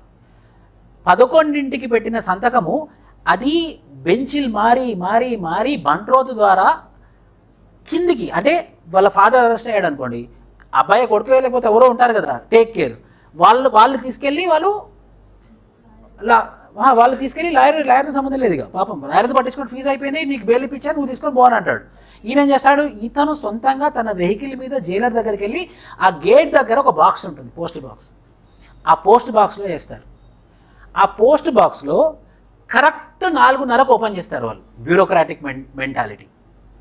Sharply 4:30 they will open the box. అప్పుడు ఎన్నైతే బెయిల్ అప్లికేషన్స్ వచ్చాయో అవి బెయిల్ ఆర్డర్ రిలీజ్ కోసం వెళ్తాయి. 4:35కి మీరు చేశారనుకోండి, ఆయన ఇలా వేసాడు అనుకోండి, ఇది మళ్ళీ తీయడం చాలా కష్టం. ఎందుకు, బ్యూరోక్రసీ. శనివారం, అది ఫ్రైడే సాయంత్రం, శనివారం లోపలే ఉండాలి, ఆదివారం లోపలే ఉండాలి. ఆదివారం అందరిని ఎప్పుడు రిలీజ్ చేస్తారు, మళ్ళీ సోమవారం రాత్రి 7:30కి స్నానం చేసి భోజనం పెట్టి పంపిస్తారన్నమాట. ఫ్రైడే బెయిల్ వచ్చిన అతను ఏ రోజు రిలీజ్ అవుతున్నాడు, Friday he is staying inside, Saturday he is staying inside, Sunday he is staying inside. NV Ramana told. In the 21st century, what is this parrot message? Why a man should catch this message, a letter, and deliver it? Prison. You can use mail, no? E-bail, electronic bail. అదేదో PDF చేసి mail చేసేయండి మీ ఫోన్లో నుండి. It's a very good reform now. See, a person who got, if he is an old person, Friday he didn't come out, Saturday, Sunday, what he will think in the jail, నాకు ఇంకా bail రాలేదు కావచ్చు. Friday, Saturday, Sunday, Monday రోజు release అవుతాడని. These are all practical problems, you know. That person is very intelligent. NV Ramana correct point catch చేశాడని. కొందరు లాయర్లు ఎలా ఉంటారని అంటే, బెయిల్ వచ్చింది కరెక్టే, ఇది ఎలా సాయంత్రం నేను ఏం చేస్తానంటే మాట్లాడతాను, నేను ఎలాగైనా అది 4 o'clock బయటకు వస్తుంది, నేను మాట్లాడతాను, 20,000 ఇవ్వండి, నేను కిందికి వచ్చేలా చేస్తాను, ఒక 2-3 గంటలు వచ్చేస్తుంది, దానికి మళ్ళీ లంచం. బెయిల్ ఆల్రెడీ శాంక్షన్ అయింది, ఆ కాపీ రావడం కోసం. ఎందుకంటే అతనికి ఏం బాధ ఉంటుంది, పాపం ఫాదరో ఎవరో ఒకరు లోపల ఉంటే, లేకపోతే మళ్ళీ శనివారం వస్తుంది, మళ్ళీ ఆదివారం వస్తుంది, శనివారం ఆదివారం week off. So this is very good reform, electronic bail. ఇలాంటివి ఇన్నోవేటివ్గా మనం యాడ్ చేయాలి జ్యుడిషియల్ రిఫార్మ్స్లో. High courts, tribunals, subordinate courts, judiciary, system of state government, governor, state government and state chief minister and council of ministers, state legislatures, special provisions for some states. ఏంటిది special provisions for some states means? Like now the special status which was been associated with Jammu and Kashmir was been repealed by the government of the day. What is your opinion on this? Whether the government step is positive or negative? First మనకి అది repeal చేసింది ఎందుకు, repeal అది ఎలా వచ్చింది, దాన్ని ఎలా repeal చేశారు, అది positives, negatives and finally conclusion. Local government, Panchayati Raj 73rd, municipality 74th, scheduled areas schedule 5, schedule 6. ఇందులో ఉన్న ప్రొవిజన్స్ ఏంటి, 74th ఏంటి, 73rd ఏంటి, compulsory expected question. This constitutional bodies ఇవన్నీ డిస్కస్ చేస్తాను అనమాట నేను. Election commission, UPSC, state public service commission, finance commission, GST council, NCSC, NCST, NCBC, NC minority also, special officer for linguistic minorities, ఇవన్నీ constitutional bodies. NCM ఎందుకు mention చేయలేదు నేను, అది constitutional body కాదు. ఓబీసీ మొన్న కాన్స్టిట్యూషనల్ స్టేటస్ వచ్చింది, ST already ఉంది, SC already ఉంది. Non constitutional bodies NCW, NHRC, NCM, minorities, ఇలా ఎన్నో, సెడిబి, ఐఆర్డిఏ అని, committees and commission recommendations. This is the structure of the class room classes for Indian polity and Indian constitution together. Indian constitution అంటే only రాజ్యాంగంలో ఉన్నది చదవడం, Indian polity అంటే కాన్స్టిట్యూషన్ని apply చేయడం. అర్థం చేసుకోండి. 3 ఇండియన్ కాన్స్టిట్యూషన్ అంటే రాజ్యాంగంలో యాజ్ ఇట్ ఈస్గా చదవడం. Static part is called as constitution. Indian polity అంటే రాజ్యాంగంలో ఉన్నదాన్ని అప్లై చేయడం పొలిటికల్ సిస్టమ్ మీద. Polity, Indian polity is dynamic. Governance, application of Indian polity on administrative system. Not Indian constitution alone. Indian constitution plus Indian political system on administrative system. For example, caste associations అని ఇప్పుడే చెప్పాను. Political influence ఉందా లేదా? Political influence ఉంది కదా, political influence. అది governance కింద చదువుతాం మనం. కాన్స్టిట్యూషన్ అంటే only static understanding only about the constitution. రాజ్యాంగం, రాజ్యాంగం యొక్క application Indian polity, Indian polity యొక్క అప్లికేషన్ అడ్మినిస్ట్రేటివ్ సిస్టమ్ మీద governance. These are all the topics. నా దగ్గర రోడ్ మ్యాప్ ఉంది టు గెట్ పాసిబిలిటీ ఉంది. 45 యూపీఎస్సీ లాగా వేరు, మార్క్స్ బాగానే వేస్తారు. 144 అలా వస్తాయి మార్క్స్. ఒక క్వశ్చన్ చేద్దాం మనం ఇప్పుడు డిస్కస్ చేసింది. ఎలా రాయాలి, ఒక మంచి ఆన్సర్ ఎలా రాయాలి. APPSC previous question. నేను ఎందుకు ఇది చేశానంటే, నాతో ఒక స్టూడెంట్ ఏమన్నాడు అనంటే, సార్ ఇప్పుడు గ్రూప్ 1 ఉంది, యూపీఎస్సీకి అయితేనేమో ప్రీవియస్ ఇయర్స్ క్వశ్చన్స్ ఉన్నాయి, ఏపీపీఎస్సీకి ప్రీవియస్ క్వశ్చన్స్ ఉన్నాయి, మరి మన టీఎస్పీఎస్సీకి ప్రీవియస్ ఇయర్స్ క్వశ్చన్ లేదు కదా, ఏది ఫాలో అవ్వాలి అని అంటే, ఏది ఏపీపీఎస్సీ ఫాలో అవ్వచ్చు, యూపీఎస్సీ ఫాలో అవ్వచ్చు. స్టాండర్డ్ ఆఫ్ క్వశ్చన్ అంతే, కొంచెం యూపీఎస్సీ ఎక్కువ ఉంటుంది కాబట్టి మనం ఏపీపీఎస్సీ ఫాలో అవుతే సరిపోతుంది. ఏపీపీఎస్సీ 2 ఉన్నాయి question papers, enough and more. అందులో ఒక క్వశ్చన్ ఇది, why did we adopt federalism with a strong central government. కారణం అడుగుతున్నాడు. కొన్ని కీవర్డ్స్ పిక్ చేద్దాం. Why did we adopt federalism with strong central government. ఫెడరలిజంని అడాప్ట్ చేసుకున్నాం మనము, కానీ స్ట్రాంగ్ సెంటర్తోని. ఎలా రాయొచ్చు మనం? కేసీ వేర్, ఇతను, ఐవర్ జెన్నింగ్స్, ఇతను, మోరిస్ జాన్స్, ముగ్గురు దీని మీద డిస్కస్ చేశారు. ఈ వర్డ్స్ పెట్టారనుకోండి, political experts of the world. ఈయనేమన్నాడు, Indian constitution is a federal with a strong centre. Ivor Jennings ఏమన్నాడు, కోఆపరేటివ్ ఫెడరలిజం ఈయన అన్నాడు. బార్గెనింగ్ ఫెడరలిజం ఈయన అన్నాడు, కోఆపరేటివ్ ఫెడరలిజం ఈయన అన్నాడు. అలా. సో నేను ఎలా రాస్తానంటే దీనికి answer, why did we adopt federalism with strong central government, explain the important provisions that create strong central government. అంటే మనకి ఏం తెలిసి ఉండాలి ఇక్కడ, మనం మైండ్లో ఏం గుర్తుంచుకొని ఉండాలి, ఇవన్నీ ఫెడరల్ ఫీచర్స్ యొక్క ప్రిన్సిపల్స్, ఇవన్నీ యూనిటరీ ఫీచర్స్ యొక్క ప్రిన్సిపల్స్. మనము ఫస్ట్ ఇంట్రడక్షన్, ఫస్ట్ కాంటెక్స్ట్. మనం TCC, RRR, CCC ఏంటంటే కాంటెక్స్ట్, తర్వాత కాన్సెప్ట్, తర్వాత కంక్లూషన్. చాలా ఇంపార్టెంట్. Context first. కాంటెక్స్ట్ అంటే ఫైర్. సో ఈ కాంటెక్స్ట్ ఏంటంటే ఈవెంట్. ఏంటి ఆ ఈవెంట్? నిజమైన ఈవెంట్ ఏంటి? ఫెడరలే కానీ స్ట్రాంగ్ సెంటర్. కాంటెక్స్ట్ అర్థమైంది. కాన్సెప్ట్ ఏంటి? సో ఎందుకు మనం ఫెడరల్ విత్ స్ట్రాంగ్ సెంటర్ అంటున్నాము, ఆ క్యారెక్టరిస్టిక్స్ మెన్షన్ చేస్తే కాన్సెప్ట్ అయిపోతుంది. కంక్లూషన్, ఎందుకు అవసరం? ఎందుకంటే ప్రపంచంలో కెనడా అనేది ఓ ఫెడరల్ కంట్రీ ఉంది, ఎన్నో కంట్రీస్ ఫెడరల్ కంట్రీస్ ఉన్నాయి. The best example is Canada. Then why we're not moving for federal country, why we're moving for federal with strong centre? Because we have to protect the territory of the country. We're not allowing the division from the country. Why? Because India is not formed based upon the agreement. America is formed based on agreement. అక్కడ వాళ్ళు agreement రూపకంగా వచ్చారు, మనము న్యాచురల్గా కలిసిపోయాము. న్యాచురల్గా కలిసిన వాళ్ళు చాలా స్ట్రాంగ్గా ఉంటారా? అగ్రిమెంట్తో కలిసిన వాళ్ళు స్ట్రాంగ్గా ఉంటారా?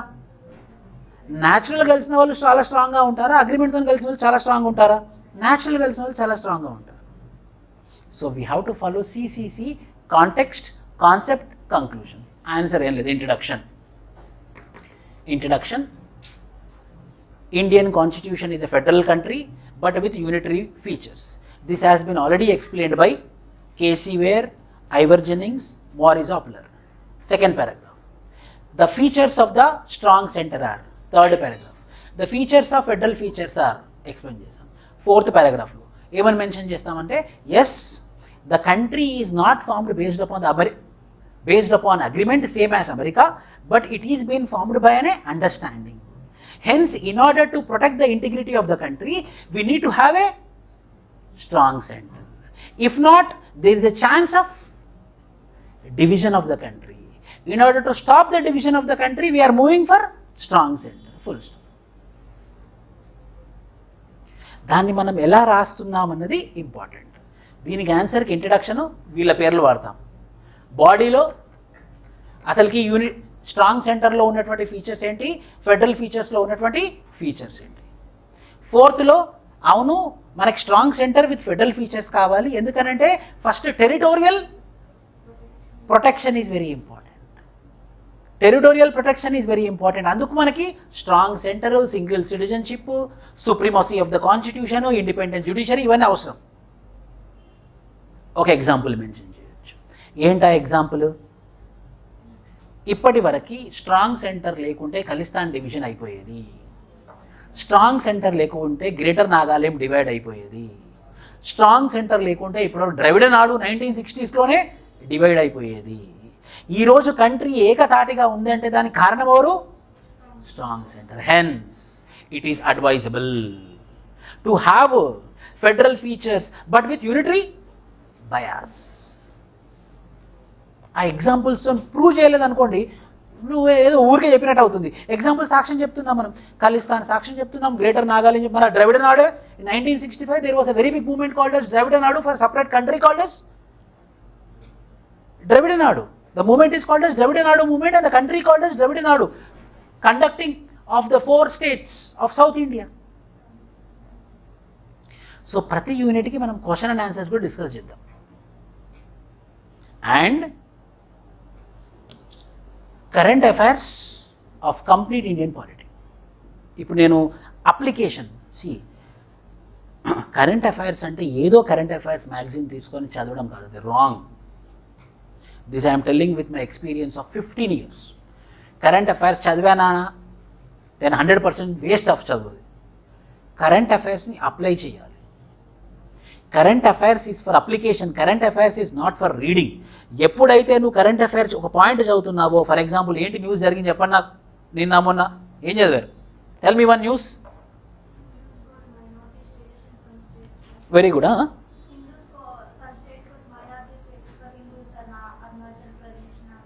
Very good. ఇప్పుడు ఒకటి చెప్తాను. మనం నేషనల్ కమిషన్ ఫర్ మైనారిటీస్ చదివేటప్పుడు మైనారిటీ స్టేటస్ అనేది సెంటర్ డిసైడ్ చేస్తుంది. ఇండియాలో religious minorities central government decide చేస్తుంది, కానీ స్టేట్ కూడా మైనారిటీస్ని డిసైడ్ చేయొచ్చు, కానీ వాళ్ళ ఆంబిట్ స్టేట్ మటుకే ఉంటుంది. ఫర్ ఎగ్జాంపుల్ మహారాష్ట్రలో మొన్న రీసెంట్గా జివి కమ్యూనిటీని మైనారిటీగా డిక్లేర్ చేశారు. ఇక్కడ మీరు అర్థం చేసుకోవాల్సింది ఏంటంటే, ఒక అండర్స్టాండింగ్ ఏంటంటే, that minorities which are declared by the central government will be having national application, but the minorities who are determined by the state government will be having state jurisdiction. ఆ స్టేట్కు మటుకే వర్తిస్తుంది. కానీ లింగ్విస్టిక్ మైనారిటీస్, ఇప్పుడు ఇక్కడ అందరూ తెలుగు మాట్లాడుతున్నారు, కొందరు ఉర్దూ మాట్లాడుతున్నారు అనుకోండి, స్టేట్ గవర్నమెంట్ లింగ్విస్టిక్ మైనారిటీని డిటర్మైన్ చేస్తుంది. స్టేట్ గవర్నమెంట్ ఎవరినైతే లింగ్విస్టిక్ మైనారిటీగా డిటర్మైన్ చేస్తుందో సెంటర్ కూడా అదే పాటిస్తుంది, సెంటర్ కూడా అదే ఫాలో అవుతుంది. అంటే 2 పాయింట్లు వచ్చాయి మీకు. రిలీజియస్ మైనారిటీస్ ఎవరు ఫైనల్, లింగ్విస్టిక్ మైనారిటీ ఎవరు final, state. Religious minority centre చెప్తుంది. సో మన కంట్రీలో ఎవరో రిలీజియస్ మైనారిటీస్ అంటే సెంట్రల్ గవర్నమెంట్ డిటర్మైన్ చేస్తుంది. మన రాష్ట్రంలో ఎవరో లింగ్విస్టిక్ మైనారిటీస్ అనేది స్టేట్ గవర్నమెంట్ చెప్తుంది. దాన్ని ఎవరు యాక్సెప్ట్ చేస్తారు? సెంట్రల్ గవర్నమెంట్ యాక్సెప్ట్ చేస్తుంది. కానీ ఏదైనా రిలీజియన్ని స్టేట్ గవర్నమెంట్ మైనారిటీ ఏందో అనుకోండి, సెంట్రల్ గవర్నమెంట్ ఒప్పుకోదు. Central government discretion for religious minority, state government discretion for linguistic. ఇది కరెంట్ అఫైర్ అప్లికేషన్ ఓరియంటెడ్. ఇది జవాబు చెప్పాలి మనం, బట్టి కొట్టమంటే రిలీజియస్ మైనారిటీస్, లింగ్విస్టిక్ మైనారిటీస్ అట్లా కాదు. చిన్న పాయింటే కదా ఇది. ఇప్పుడు ఏం మంచి మనకు మంచి పాయింట్ తెలిసింది ఏంటంటే, ఇప్పుడు ఈ Urdu, Muslims, Christians, Buddhist, Jains, Jewish వీళ్ళంతా ఎవరున్నారు, వీళ్ళందరూ ఎవరు డిటర్మైన్ చేస్తారంటే సెంట్రల్ గవర్నమెంట్ డిటర్మైన్. మన తెలంగాణలో ఉర్దూ ఉంది, తెలంగాణలో మరాఠీ పీపుల్ కూడా ఉన్నారు, కొందరు కన్నడ వాళ్ళు కూడా ఉన్నారు, కొందరు తమిళియన్స్ కూడా ఉన్నారు. వీళ్ళని మైనారిటీ స్టేటస్ స్టేట్ గవర్నమెంట్ ఇచ్చిందని అంటే ఖచ్చితంగా సెంట్రల్ గవర్నమెంట్ కూడా ఒప్పుకోవాల్సింది. అప్పుడు సెంట్రల్ గవర్నమెంట్ కూడా ఒప్పుకుంటుంది, మీ స్టేట్లో వీళ్ళందరూ లింగ్విస్టిక్ మైనారిటీసే. కానీ స్టేట్ గవర్నమెంట్ ఏదైనా రిలీజియన్ని వీళ్ళు మా మైనారిటీస్ అంటే సెంట్రల్ గవర్నమెంట్ అవసరం లేదు. సెంట్రల్ గవర్నమెంట్ పట్టించుకోవచ్చు, పట్టించుకోకపోవచ్చు. కానీ లింగ్విస్టిక్ మైనారిటీగా డిటర్మైన్ చేస్తే మాత్రము సెంట్రల్ గవర్నమెంట్ ఖచ్చితంగా యాక్సెప్ట్ చేయాల్సి. Application oriented. So current affairs ఎప్పుడైనా కూడా మనము ఫ్యాక్చువల్గా సబ్జెక్ట్ ఓరియంటెడ్గా చదవకుండా అప్లికేషన్ ఓరియంటెడ్గా చదవాలి. నేను ఎగ్జాంపుల్స్ చెప్తా ఉంటాను టాపిక్కి. అప్పుడు మీరు ఏం చేయాలి అంటే ఆ పాయింట్ని క్యాచ్ చేయాలి. నేను ఎలా చెప్తున్నాను అనే పాయింట్ని మీరు ఒకటి క్యాచ్ చేశారంటే మీరు కూడా అదే లైన్లో ఉంటారు. నేను ఎలాంటి స్టూడెంట్స్ని నాకు మంచి అనిపిస్తున్నాను అని అంటే, నేను చెప్తాను 70 దాకా. నేను ఎలాంటి మనిషిని అంటే, స్టూడెంట్ బ్లైండ్గా ఎవరిని ఫాలో అవ్వకూడదు, ఆస్పిరెంట్ బ్లైండ్గా ఫాలో అవ్వకూడదు. ఆస్పిరెంట్ నేర్చుకోవాలి, సెల్ఫ్ డెవలప్మెంట్కి ఛాన్స్ ఇవ్వాలి.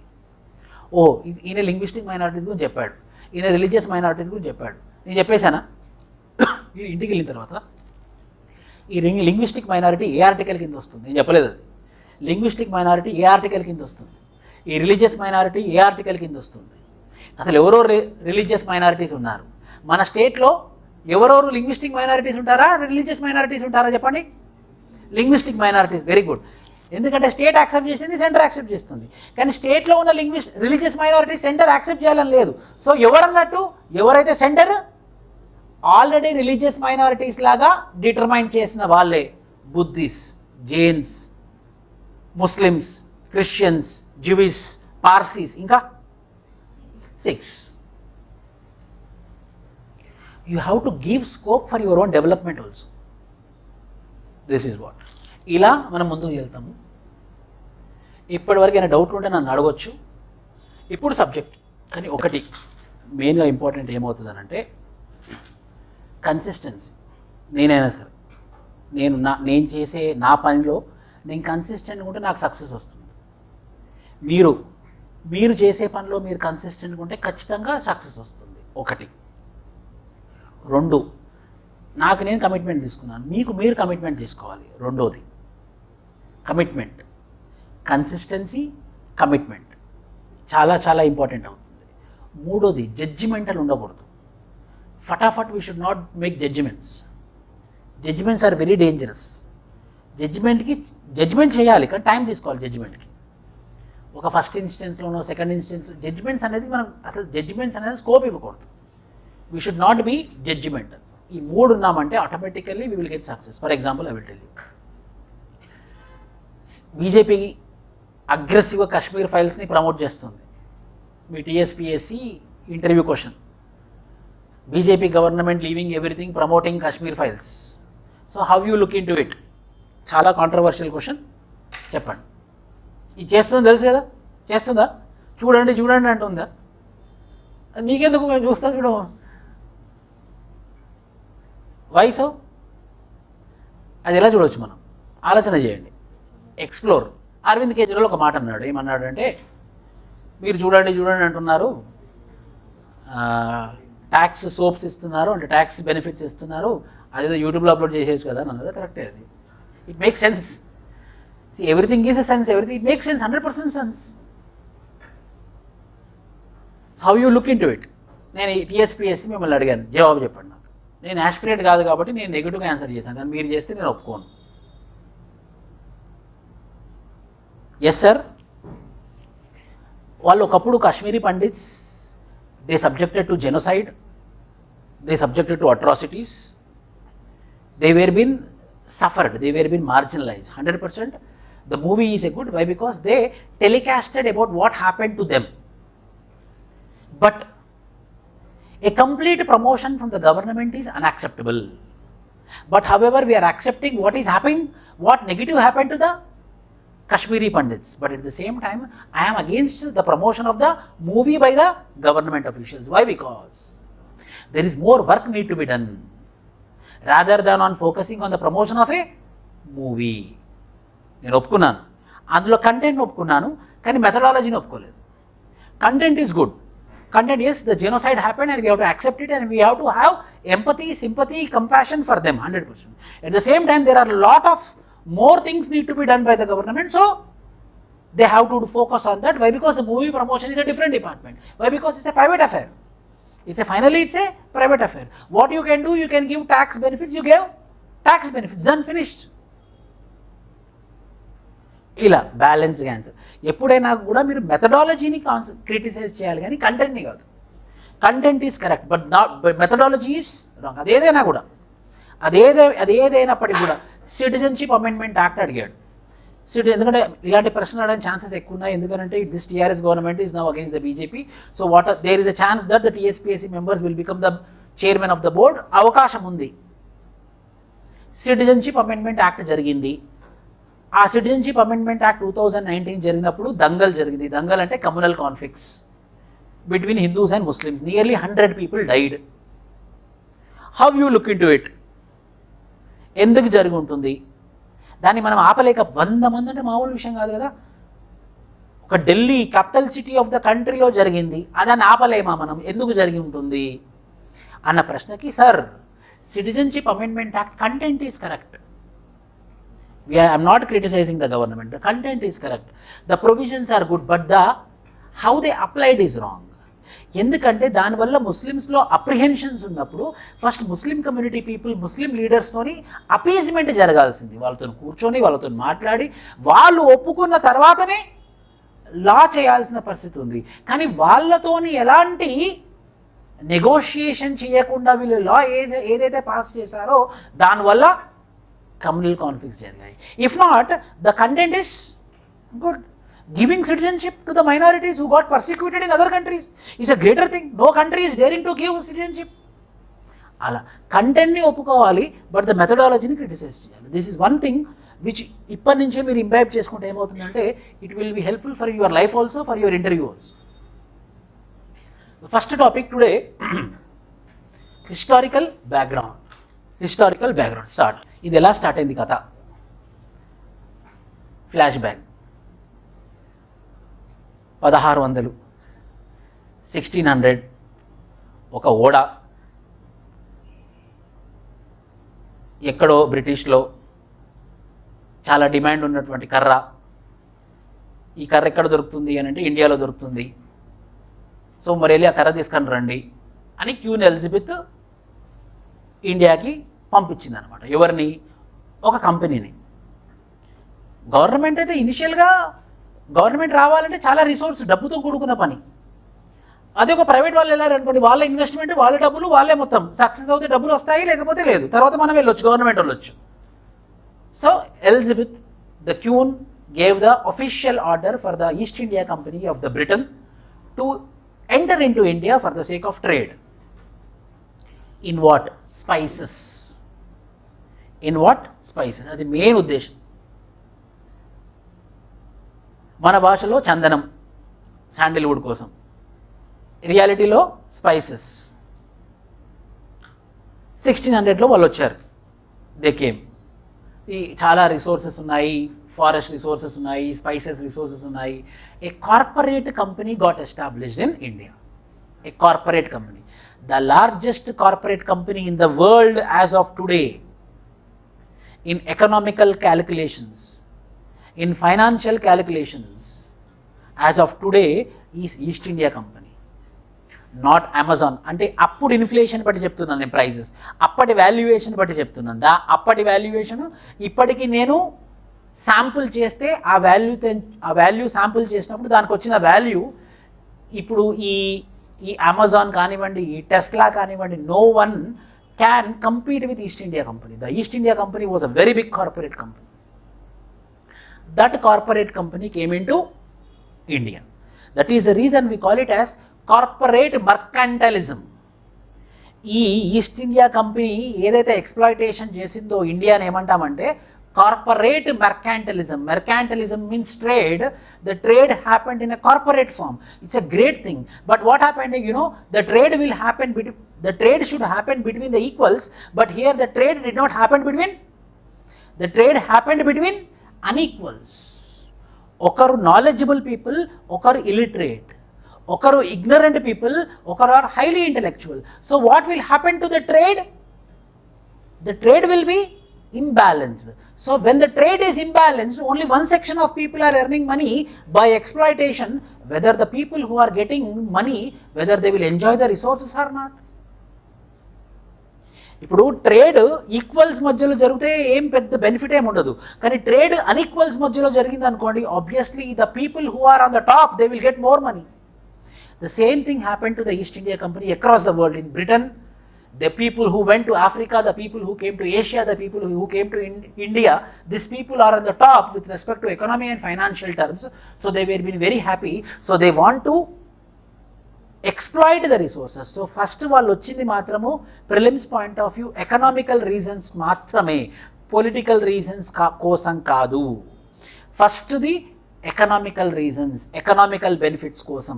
ఎకనామికల్ బెనిఫిట్స్ వచ్చిన తర్వాత నెక్స్ట్ ఏం ఆలోచిస్తాను, ఈ ఎకనామికల్ బెనిఫిట్స్ ఏదైతే నేను తీసుకుంటున్నానో అది నాదే అయితే అప్పుడు నేను కొనడం అవసరం లేదు కదా, అది నాదే అవుతుంది కదా. ఇప్పుడు నీ దగ్గర తక్కువ రేటుకి కొంటున్నాను, నాకు లాభమే వస్తుంది. కానీ అది నాదే అయింది అనుకో, కొనడమే అనే కాన్సెప్ట్ ఉండదు కదా. అది నాదే అవ్వాలంటే ఏం చేయాలి నేను? The next vision is political vision. The next vision is political vision. So, corporate mercantilism means we entered into the country, the British entered into the country on the name of economy. In order to get more benefits, they converted the economical benefit into political benefit.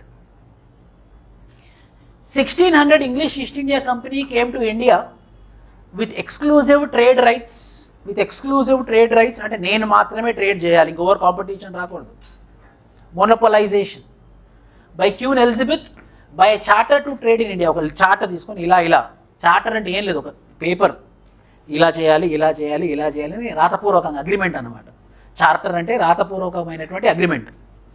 ఇలా చేయాలి, exploitation చేయకూడదు, అక్కడ business చేయండి, trade చేయండి అని queen Elizabeth దగ్గర ఒక official letter తీసుకొని ప్రయాణం చేశారనమాట. వీళ్ళు వచ్చిన తర్వాత ఇక్కడ ఎవరైతే ఆపుతున్నారో చూడండి, మేము అఫీషియల్గా వచ్చాము, మా గవర్నమెంట్ నుంచి పర్మిషన్ ఉంది, సో మీ దగ్గర మేము ట్రేడ్ చేద్దాం అనుకుంటున్నాము అన్నప్పుడు ఎవరైనా యాక్సెప్ట్ చేస్తారు. Why? Because I have a official document. As a result of companies victory in battle of Buxar, మళ్ళీ battle of Plassey 1757, battle of Buxar 1764, చాలా ఇంపార్టెంట్ రెండు బ్యాటిల్స్. కంట్రీ మొత్తం వన్ సైడ్ అయినటువంటి బ్యాటిల్స్ ఏంటి అని మిమ్మల్ని ఇంటర్వ్యూలో కానీ ప్రిలిమ్స్లో కానీ అడిగారు అనుకోండి, కంట్రీ మొత్తం వన్ సైడ్ అయిపోవడం, కంట్రీ మొత్తం బ్రిటిష్ చేతిలో రావడానికి రెండు బ్యాటిల్స్ కారణం. ఆ రెండు బ్యాటిల్స్ ఏంటంటే battle of Plassey 1757, battle of Buxar 1764. 1757లో మొఘల్ డైనాసిటీ మీద పొలిటికల్ కంట్రోల్ తెచ్చుకుంది. కానీ అప్పటికి దివానీ రైట్స్ అంటే ఏంటి? డబ్బులు. ఏంటి ఆ డబ్బులు అని అంటే ట్యాక్స్ కలెక్ట్ చేసే బాధ్యత మొఘల్ దగ్గరనే ఉండేది. 1764లో బ్యాటిల్ ఆఫ్ బొక్సర్ జరగడం వల్ల దివానీ రైట్స్ అంటే ట్యాక్స్ కలెక్షన్ చేయడం కూడా బ్రిటిష్ చేతిలోకి వచ్చేసింది. డబ్బులు, money is important. So 1757 battle of Plassey, battle of Buxar. As a result of companies victory in battle of Boxer 1764, the company gained what? Diwani rights, where the rights granted to British East India Company to collect revenues and decide the civil cases. To collect, main thing idi, revenue, taxes, అన్నిటికి మూల everything is money, no. So ఇప్పటి నుండి ఎవరి దగ్గర tax అయినా కూడా British ప్రభుత్వానికే మీరు చెల్లించాలి. So they got the Diwani rights. Means officially they became the economical superpower of India. They didn't become political superpower, they became economical superpower. డబ్బులు వచ్చిన తర్వాత పొలిటికల్ పవర్ కొనడం ఎంతసేపు. So they became prelims point of view economical super power. East India company became economical super power by which battle? Battle of Buxar. In 1765, rights over revenue and civil justice for Bengal, Bihar and Orissa from Emperor Shah Alam, and the emperor turned as company's pensioner. So, మొత్తం ఈ civil cases, civil issues, judgments, ముఖ్యంగా revenue అంతా British చేతిలోకి వచ్చింది. అప్పటి వరకు ఎవరు Mughal emperor ఎవరైతే రెవెన్యూ కలెక్ట్ చేసేవాడు, నువ్వు కలెక్ట్ చేయని అవసరం లేదు, నేనే నీకు పెన్షన్ ఇస్తాను, వాడు కూర్చో. So the total revenue collection came under the ambit of Britain. మనం ఒక సీక్వెన్స్లో చదువుకుందాం. 1600లో వచ్చారు బ్రిటిష్. మీరు ఎలాగూ మీ మోడర్న్ ఇండియాలో మీ హిస్టరీ టీచర్ చెప్తారు ఇది ఎలా ఎలా ఎలా జరిగింది అన్నది. కానీ ఫస్ట్ మీకు ఒక బేసిక్ స్ట్రక్చర్ ఉండాలి. ఆ బేసిక్ స్ట్రక్చర్ ఏంటంటే 1600లో వచ్చారు వాళ్ళు. ఒక ఈస్ట్ ఇండియా కంపెనీ లాగా, ఒక కార్పొరేట్ కంపెనీ లాగా వచ్చారు. వాళ్ళు బిజినెస్ బాగా ప్రాపర్గా చేశారు. కానీ అప్పటికి ట్రై చేస్తున్నారు మాకు పొలిటికల్ పవర్ కావాలని. బ్యాటిల్ ఆఫ్ బక్సర్లో గెలవడం వల్ల ఆ దివానీ రైట్స్ హక్కులు కూడా వచ్చాయి. ఆ దెబ్బతోని ఆ బెంగాల్ ప్రెసిడెన్సీ రీజియన్లో ఉన్నటువంటి ప్రాంతము ట్యాక్స్ కలెక్షన్ మొత్తం ఎవరి దగ్గరికి వెళ్తుందనంటే, మరి అప్పుడు మొఘల్ ఎంపరర్ ఏమయ్యాడంటే పెన్షనర్ అయిపోయాడు. Again big events. Why? Because my topic is what? My topic is historical background. My topic is not modern India. So 1600లో వచ్చారు. 1764లో మేజర్ ఈవెంట్ జరిగింది. Next big thing, this is economical power. Next power will be political power.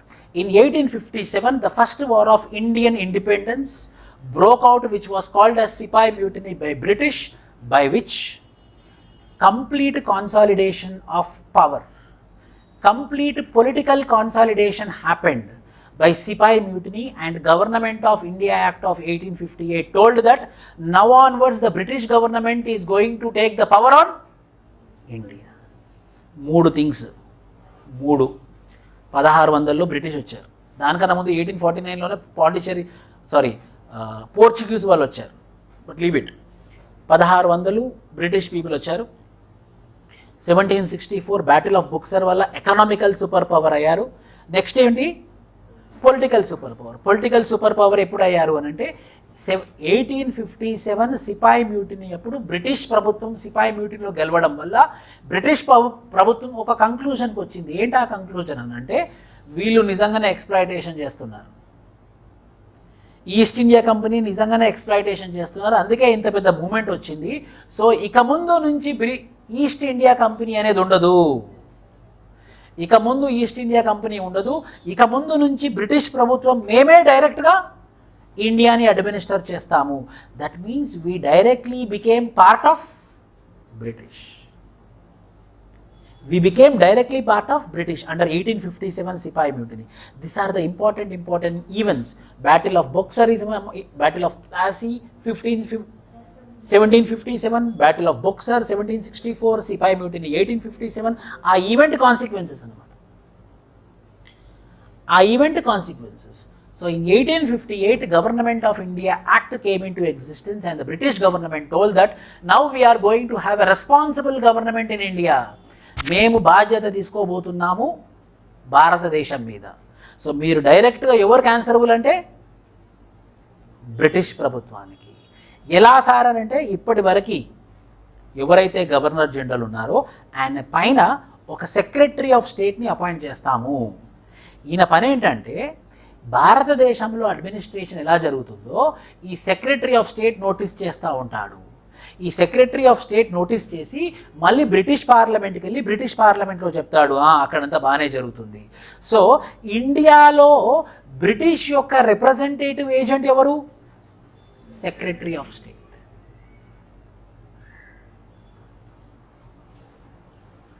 As a result of 1857 revolt, the British Crown assumed responsibility for governance of India. It continued till 1947 with Indian independence. With the need for constitution in 1946, Constituent Assembly was formed. ఇప్పుడు మన constitution అలా 1857 నుంచి 1858 government of India act దగ్గర నుంచి 1947 వరకు ఏదైతే British ప్రభుత్వం చేతుల్లో ఉన్నప్పుడు ఇక వీళ్ళు ఇండిపెండెన్స్ ఇవ్వాల్సిందే, తప్పదు. క్విట్ ఇండియా మూమెంట్ జరిగింది, 1942 క్యాబినెట్ మిషన్ ప్లాన్ వచ్చింది, వేవెల్ ప్లాన్ వచ్చింది, ఇక తప్పదు మనకు, వీళ్ళకి మనం స్వతంత్రం ఇవ్వాల్సిందే అన్నప్పుడు 1946లో ఒక కాన్స్టిట్యూయెంట్ అసెంబ్లీ ఫామ్ చేసుకోండి మీరు.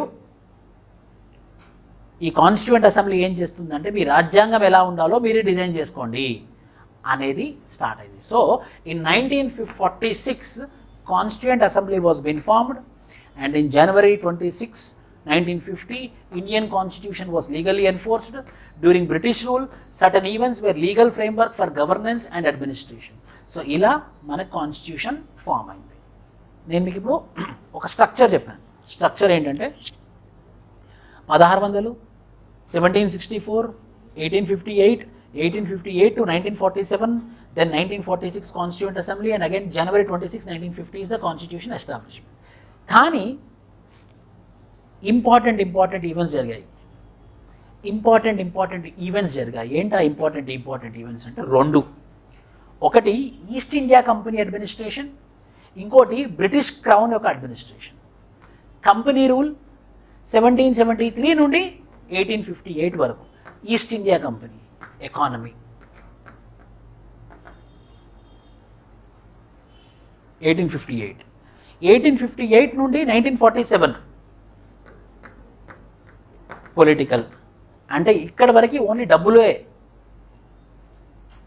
సాధ్యమైనంత వరకు ఎక్స్ప్లాయిటేషన్ చేద్దాము.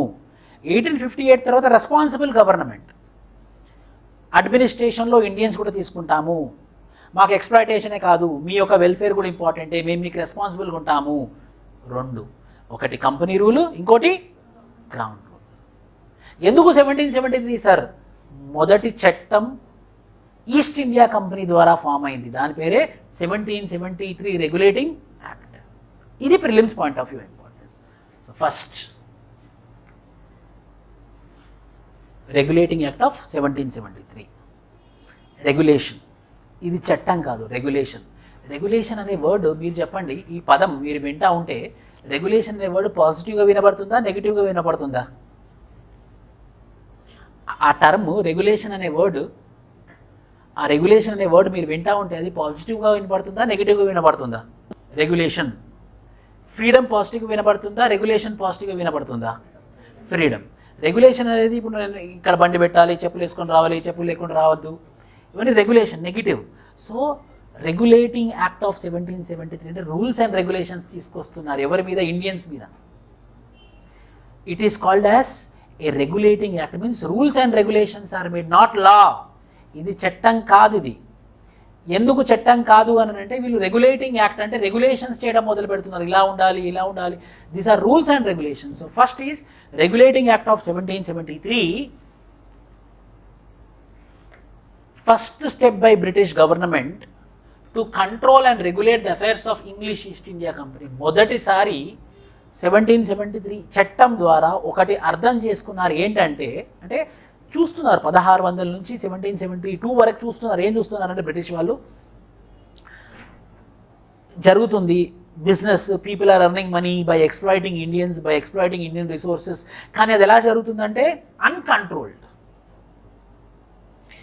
In an uncontrolled way it is happening. Why? Because they understood that now we need to control East India Company. Why? Because some people are earning more money and they are influencing lots in Britain. ఇప్పుడు నేను చాలా డబ్బులు ఏం చేశాను అనుకోండి, పొలిటికల్ని నేను పొలిటీషియన్స్ని control చేయగలనా లేదా? సో ఈస్ట్ ఇండియా కంపెనీలో ఎవరైతే గవర్నర్ జనరల్స్లా పనిచేశారో, ఎవరైతే ఆఫీసర్స్లా పనిచేశారో, వీళ్ళు ఇక్కడ ఎర్న్ చేసినటువంటి unlimited money they are using for in Britain politics. They are using the money in Britain politics. They are using the money in controlling the administrative system in Britain. They are using the money for postings. So the Queen thought that yes, something we need to do. We have to regulate now. Who?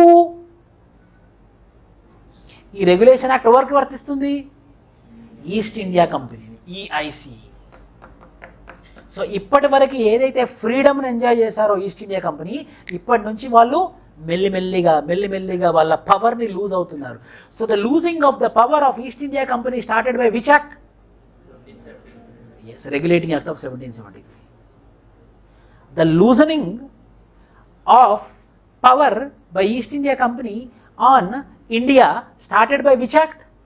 1773 regulating act. అలా అంతే కదా. ఇప్పుడు 1773 వరకు వాళ్ళు enjoy చేస్తారు అని అర్థమవుతుంది. అక్కడ ఏమవుతుందంటే, ఇక్కడ నేను ఇన్ఫ్లుయెన్స్ అయినా అనుకోండి, ఎవరో ఎక్కడికో వెళ్ళి డబ్బులు సంపాదించడం వల్ల ఇక్కడ నేను ఇన్ఫ్లుయెన్స్ అవుతున్నానంటే నేనేం ఆలోచిస్తాను, అసలు వీడికి ఎక్కడి నుంచి వస్తుంది ఇంత డబ్బు ఎక్కడి నుంచి వస్తుంది? వీళ్ళు అక్కడ భారతదేశంలో స్పైసెస్ అవన్నీ అమ్ముకోవడం వల్ల వీళ్ళకి డబ్బులు వచ్చింది, వీడు నా మీదే వాడుతున్నాడు. సో ఇప్పుడు నేను ఏం చేయాలి? వీడిని కంట్రోల్ చేయాలి. అన్నిటికన్నా బెస్ట్ కంట్రోల్ ఏంటి? డబ్బులు కట్ చేయడం. అన్నిటికన్నా బెస్ట్ కంట్రోల్ డబ్బులు కట్ చేసి అన్ని ప్రాబ్లమ్స్కి సొల్యూషన్. నిన్న వాళ్ళు రేవ్ పార్టీ చేసుకున్నారు, పబ్కి వెళ్ళారు. ఎందుకు వెళ్ళారు? డబ్బులు ఉన్నాయి కాబట్టి వెళ్ళారు. వాళ్ళ తప్పే కాదు అది వాళ్ళ తప్పే కాదు. డబ్బులు ఇచ్చారు, మనకే ఏం చేయాలో తెలియదు. సో బెస్ట్ సొల్యూషన్ ఏంటి? డబ్బులు కట్ చేయడం. So they understood that I have to cut the money. Regulation is a negative word. ఎప్పుడైనా కొన్ని టర్మ్స్కి మీకు అర్థం అవ్వాలి. రెగ్యులేషన్ అంటే negative word. So negative, I'm controlling it. So what? It is the first step by the British government to control east India company. The first step by the British The first step by the British government to control East India Company is Regulating Act of 1773. First time recognized the administrative and political functions of the company. ఇప్పుడు నేను ఏం చేస్తానంటే, మీకు ఇప్పుడు rules and regulations చేస్తాను నేను. నువ్వు ఈ పనులు చేయాలి, ఇవి కాకుండా ఏం చేసినా కూడా తప్పే.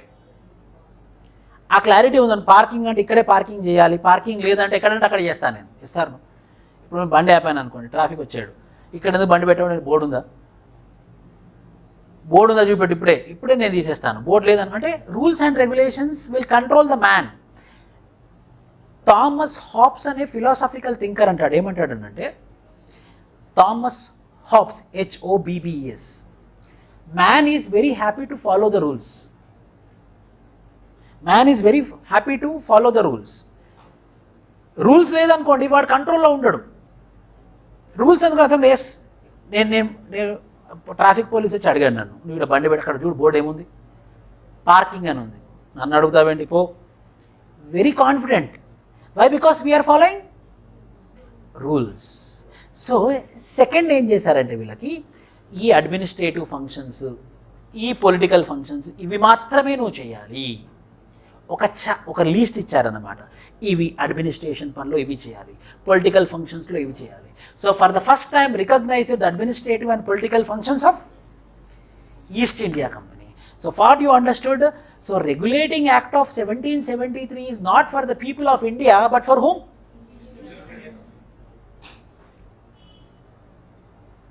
ఫస్ట్ పాయింట్ ఏమర్థమైంది మనకి? ఇది ప్రజల కోసం చేసినటువంటిది కాదు. ఇది ఎవరి కోసం చేసింది? East India company. వాళ్ళని రెగ్యులేట్ చేసేది మన పబ్లిక్ని కాదు, రెగ్యులేట్ చేసేది కంపెనీని.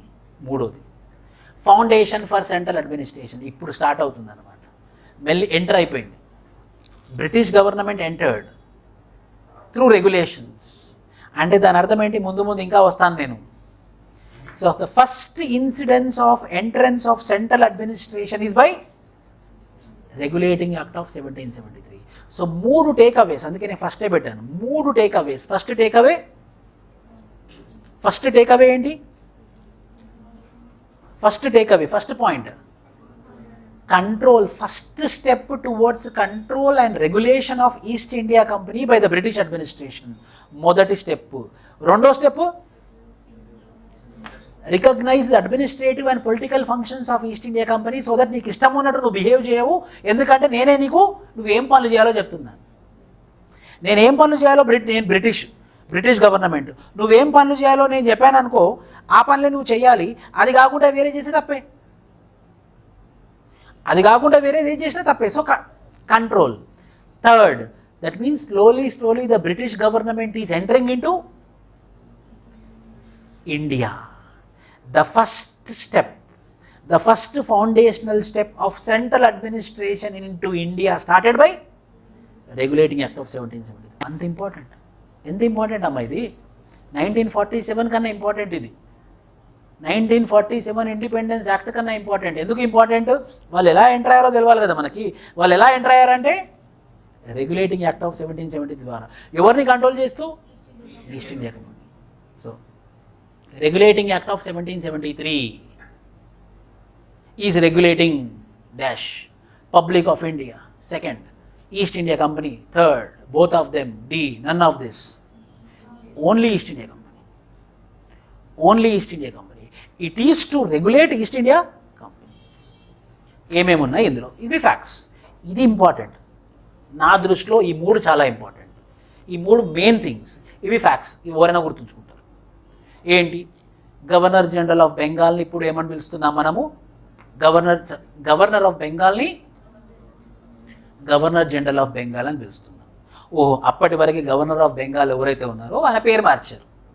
ఏమని పేరు మార్చారంటే governor general of Bengal, number 1. రెండవది, executive council of 4 members to assist governor general of Bengal. ఇప్పటి వరకు ఏమైందనంటే గవర్నర్ జనరల్ ఆఫ్ బెంగాల్ ఒకడే మోనోపోలీ లాగా ఉన్నాడు అనమాట.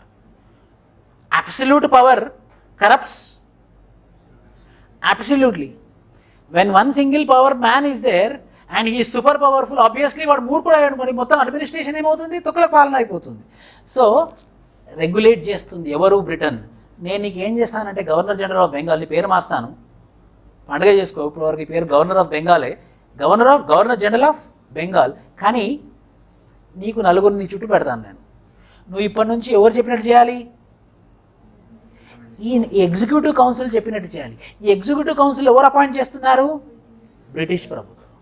సో ఇప్పటి వరకు నువ్వు మోనోపోలీగా ఏదైతే ఎంజాయ్ చేసావో ఇక ముందు ఎంజాయ్ చేయగలవా, చేయలేవు. ఎందుకంటే నువ్వు ఎవరి డైరెక్షన్స్ మీద నడవాలి, ఒక నలుగురు ఎగ్జిక్యూటివ్ కౌన్సిల్. ఈ నలుగురు ఎగ్జిక్యూటివ్ కౌన్సిల్ని ఎవరు అపాయింట్ చేస్తున్నారు, బ్రిటిష్ ప్రభుత్వం.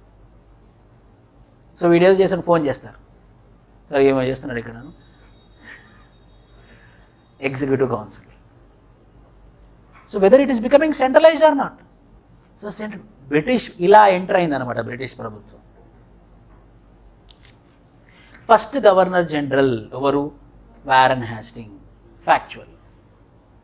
ఇది గ్రూప్ 2కి గ్రూప్ 3కి యూజ్ అవుతుంది. First governor general of Bengal, దీన్ని మనం బాగా ఎంఫసైజ్ చేస్తాం. ఇదే చాలా ఇంపార్టెంట్ అనుకుంటాం. ఇది చాలా చాలా ఇంపార్టెంట్, మళ్ళీ బుక్లు రాసు. ఇది కాదు ఇంపార్టెంట్, ఇది ఎలా ఎస్టాబ్లిష్ అయింది, ఎలా జరిగింది, ఫస్ట్ అడ్మినిస్ట్రేషన్ ఎలా సిస్టమ్ ఎస్టాబ్లిష్ అయింది అనేది ఇంపార్టెంట్. ఎవరు ప్రిన్సిపల్ అయితే మనకేంటి. Governors of Bombay and Madras were made subordinate to governor general of Bengal. So governor general of ఇప్పటి వరకు governor of Bengal, governor of Madras, governor of Mumbai, 3 independent presidencies లాగా ఉండేవి. ఇప్పుడు గవర్నర్ జనరల్ ఆఫ్ బెంగాల్ పెద్దోడు అయిపోయి governor of Madras, governor of Bombay వీళ్ళిద్దరి కింద పనిచేస్తున్నారు. అంటే మరి అలా సార్, మరి గవర్నర్ జనరల్ ఆఫ్ బెంగాల్ చాలా పవర్ ఇచ్చారు కదా, ఆయన చుట్టూ నలుగురు ఎవరు ఉన్నారు, ఎగ్జిక్యూటివ్ కౌన్సిల్. సో మళ్ళీ ఇతని గవర్నర్ జనరల్ ఆఫ్ బెంగాల్ చేసినా కూడా ఇతని చుట్టూ నలుగురు ఎగ్జిక్యూటివ్ కౌన్సిల్స్ ఉన్నారు. కాబట్టి obviously you should follow the directions given by the executive council, and these executive councils are appointed by established Supreme Court for the first time in India, established Supreme Court of India in Calcutta with 1 Chief Justice and 3 other judges. Accepting bribes or present or engaging private trade by company servants is strictly prohibited. మీరు group 1 officer అయ్యారనుకోండి, నాకు science and technology paper 5లో చాలా marks వచ్చాయి. నేను online class ఇంట్లో నుంచి చెప్తాను. నేను classes లేకపోతే ఈవినింగ్ నేను ట్యూషన్ చెప్పుకుంటాను బయట, కుదరదు. Accepting bribes, accepting gifts or engaging in any private trade is not allowed. So if you want to work, you have to work only with East India company. ఎందుకంటే అప్పుడు ఏం చేసేవాళ్ళనంటే east India company చాలా పెద్దది, నేను ఇటు ఇంకో దారి చూసుకుంటాను, ఇలా ఒక side business. So no side business, everything is centralized. When everything is centralized, you tell me whether revenue will be under control or not. When everything is controlled, simple thing, when everything is controlled, the revenue will be accounted or not, everything will be accounted. మన ప్రతి ఒక్క రూపాయి bank ద్వారా route అవుతుంది అనుకోండి, everything will be accounted or not. The same thing happened. No private business, no gifts, no bribes, nothing. You have to do only with East India Company or else come to Britain. So what happened now? British government is knowing how much revenue is there in India. When I come to know that this much revenue is there, then what the British will think? I will only come. అలా first centralise చేసి ఎంత revenue వస్తుందో చూసుకొని ఆ revenue చూసినాక number పెద్దదని తెలిసిన తర్వాత ఎందుకులే నేనే చేసుకుంటాను లేదు అని వాళ్ళు ఎంటర్ అయిందన్నమాట. So accepting bribes, no private trade by company servants is strictly prohibited. British government require the court of directors. Court of directors అంటే ఆ బ్రిటిష్ మన బోర్డు ఎలా అయితే కంపెనీస్కి బోర్డు ఉంటుందో అలా court of directors 24 directors to report revenue, civil, military affairs to British. Court of directors అంటే ఇప్పుడు ఎలా అయితే మన ప్రైవేట్ కంపెనీస్కి బోర్డ్ ఆఫ్ డైరెక్టర్స్ ఉంటారో అలా వాళ్ళకు పేరు ఏంటంటే కోర్ట్ ఆఫ్ డైరెక్టర్స్. ఈ ఎంతమంది 24 మంది డైరెక్టర్స్ ఉన్నారు. మీ 24 మంది డైరెక్టర్స్ మీరు ఎవరికి అకౌంటబిలిటీ? ఇప్పుడు British government located in Britain. Is it not centralization? It is centralization. So tell me the points. తొందర చెప్పండి పాయింట్స్, టైం లేదు. Tell me points. Daily we will do revision like this only. మీరు late చేస్తే time waste అవుతుంది. చెప్పండి 1 point, ఒక్కొక్కటి. 1773 regulating act to control over East India company. Second, recognize political and administrative functions of East India company. Very good. ఎందుకు అది? అప్పుడు fix అయిపోతారు కాబట్టి వాళ్ళ పనులు ఏంటో వాళ్ళకి తెలుస్తుంది కాబట్టి ఫిక్స్ అయిపోతారు. దాని మించి వేరే పనులు చేయరు. Next, foundation for centralisation. ఎందుకు అది? So that to know the revenue, to enter in to the country. So they started foundation for centralisation. ఇప్పుడు పాయింట్స్ చెప్పండి. Provisions. Governor of Bengal will be called as governor general of Bengal. Next, Governor of Mumbai and Governor of Madras will become the part of subordinates of Governor General of Bengal. Very good. Next, Supreme Court established 1 Chief Justice and 3 other judges. Next, Executive. Very good. Executive Council with 4 members assisting Governor General of Bengal. Inga. Next, no private trade. So everything will be centralized. No. Next, Court of Directors are directly accountable to British. అంతే, regulating act. So ఎవరిని regulate చేయడం కోసం ఇదంతా? Pits India act 1784. Pits India act ఈ 1773 నుంచి 1784 వరకు లెక్కలన్నీ వస్తున్నాయి. అమౌంట్ కనబడుతుంది బ్రిటిష్ ప్రభుత్వానికి. అరే ఇది చాలా బాగుంది, ఇది ఇంకేం చేయొచ్చు మనం? ఇట్ డిస్టింగ్విష్డ్ మళ్ళీ commercial and political functions of the company. Political functions అంటే ఇక్కడ అర్థం ఏంటంటే అడ్మినిస్ట్రేషన్ అనమాట. మీరు ఈ 24 మంది ఉన్నారు కదా, 12 మంది మీరు అడ్మినిస్ట్రేషన్ గురించి చూసుకోండి, 12 మంది బిజినెస్ గురించి చూసుకుంటారు. అంతే కదా? 12 మంది అడ్మినిస్ట్రేషన్ గురించి చూసుకోండి, 12 మంది బిజినెస్ గురించి చూసుకుంటారు. ఫర్ ఎగ్జాంపుల్, మార్కెటింగ్ 12 మంది, 12 మంది ఎగ్జిక్యూషన్, 12 మంది బిజినెస్, 12 మంది అడ్మినిస్ట్రేషన్. సో ఈ రూల్స్ ఎవరు ఫిక్స్ చేస్తున్నారు? బ్రిటిష్. అంటే ఇంటర్నల్ మ్యాటర్స్లోకి ఎంటర్ అయిపోయింది. ఇప్పటిదాకా ఈస్ట్ ఇండియా కంపెనీకి ఒక గైడ్లైన్ ఏమని ఇచ్చిందంటే మీరు కోర్ట్ ఆఫ్ డైరెక్టర్స్ ఎవరైతే ఉన్నారో నాకు అకౌంటబిలిటీగా ఉండడం అని చెప్పింది. ఇప్పుడు ఇంకేం చేస్తుంది? అదే కాదు, నేను చెప్తాను మీరు ఎవరో ఏమేమి పనులు చేయాలో నేను చెప్తాను. మీరందరూ పొలిటికల్ ఫంక్షన్స్, మీరందరూ economical functions, commercial functions and political functions. ఇప్పుడు created board of control to manage political affairs. కానీ నాకు ఎందుకో డౌట్ అనిపిస్తుంది, మీరు చేయలేరేమో. నేను ఏం చేస్తానంటే 12 మందిని బ్రిటిష్ నుంచే నేను అపాయింట్ చేస్తాను. వాళ్ళు ఈస్ట్ ఇండియా కంపెనీలో పనిచేస్తారు, వాళ్ళు నాకు రిపోర్ట్ చేస్తారు. ఒక board of control administration. Head క్వార్టర్స్లో పనిచేసే వాళ్ళ దగ్గర పవర్ఫుల్ ఎక్కువ ఉంటుందా? ఫీల్డ్లో పనిచేసే వాళ్ళ దగ్గర పవర్ ఎక్కువ ఉంటుందా? పొలిటికల్ అఫైర్స్లో ఉన్న వాళ్ళకి ఎక్కువ పవర్ ఉంటుందా, లేకపోతే రియల్ టైంలో ఉన్న వాళ్ళకి ఎక్కువ పవర్? పొలిటికల్లో ఉన్న హెడ్ క్వార్టర్స్లో ఉన్న వాళ్ళు. ఇప్పుడు మీరు రేపు పొద్దున గ్రూప్ 1 ఆఫీసర్ అయ్యారంటే మీరు ఒక హెల్త్ బిల్ పెట్టారనంటే ఆయనకు ఫోన్ చేయాలి 10-15 సార్లు, ఏమైంది ఇంకా పాస్ చేయట్లేదు అని. అప్పుడు కానీ పాస్ అవ్వదు, ఎందుకంటే headquarters, secretariat. So board of control was been created mainly to take care about what? Political functions. And this board of control is directly controlled by British. Court of directors to manage commercial. మీరు ఎవరైతే ఉన్నారో ఇంతకుముందు 24 మంది మీరు business చూసుకోండి, కానీ మిమ్మల్ని చూసుకోవడం కోసం నేను బోర్డ్ ఆఫ్ కంట్రోల్. ఈ బోర్డ్ ఆఫ్ కంట్రోల్ ఏం చేస్తుంది? Administrative functions. వీళ్ళు న్యాయంగా చేస్తున్నారా, నిజాయితీగా చేస్తున్నారా, ఎవరైనా సైడ్ బిజినెస్ చేస్తారా అనేది చూసేది ఎవరు? Board of control. Thus established system called as double governance. Prelims point of view very important. Double governance అంటే ఏంటి? ఏ యాక్ట్లో వచ్చింది? పిట్స్ ఇండియా యాక్ట్ ఆఫ్ 1784 ఏం చెప్తుంది? రెండు సిస్టమ్స్ ఉంటాయి, ఒకటి బోర్డ్ ఆఫ్ కంట్రోల్, ఇంకోటి court of directors. Court of directors అంటే దేనికి ఏం చేస్తుంది, ఏం ఫంక్షన్స్ చేస్తుంది? Very good, commercial. Board of control ఏం చేస్తుంది? Political. Offline students I'm telling this is the benefit of offline. మీరు వింటున్నారా లేదా నాకు అర్థమవుతుంది, లేకపోతే పడుకుని ఇలా వింటున్నారా? ఆన్లైన్ ఏదో వర్కౌట్ అయింది కోవిడ్ వల్ల, కానీ online is be away from online. Here you can attend more. Double governance. Double గవర్నెన్స్లో బోర్డ్ ఆఫ్ కంట్రోల్, ఇంకోటి court of directors. Court of directors దేని చూస్తుంది? Board of control political. Empowered board of control, who is appointed by British to supervise and direct civil, military and revenue operations of British possessions in India.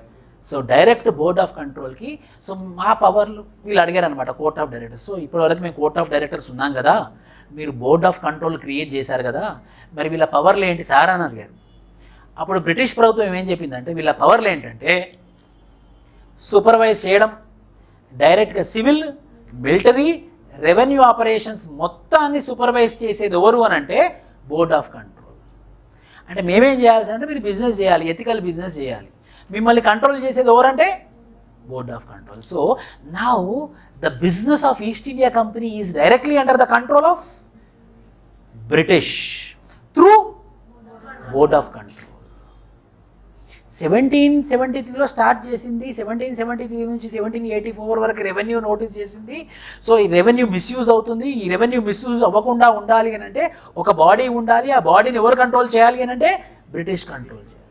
So that means a double governance system was been established under Pitt's India act of 1784, whereby the British government became more powerful on the commercial activities of British possessions in.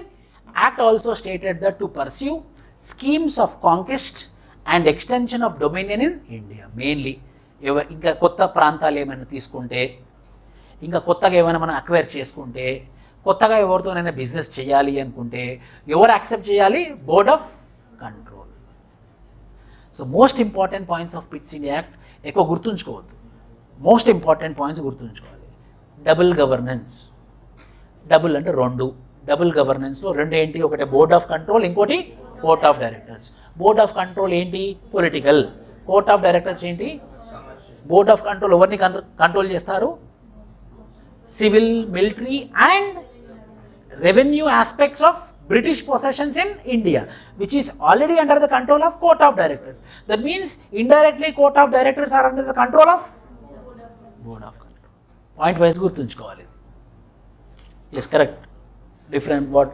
So commercial అనేది different అయిపోయింది, political అనేది different అయిపోయింది. కమర్షియల్కి head ఎవరు? కమర్షియల్కి court of directors. Board of cricket గుర్తుంచుకోండి. పొలిటికల్కి ఏంటి? Board of control. ఒకటి బీఓసి, ఇంకోటి COD. Cash on delivery, cash, commercial. So court of directors, commercial activities. So this is regulating act of 1773 and Quit India.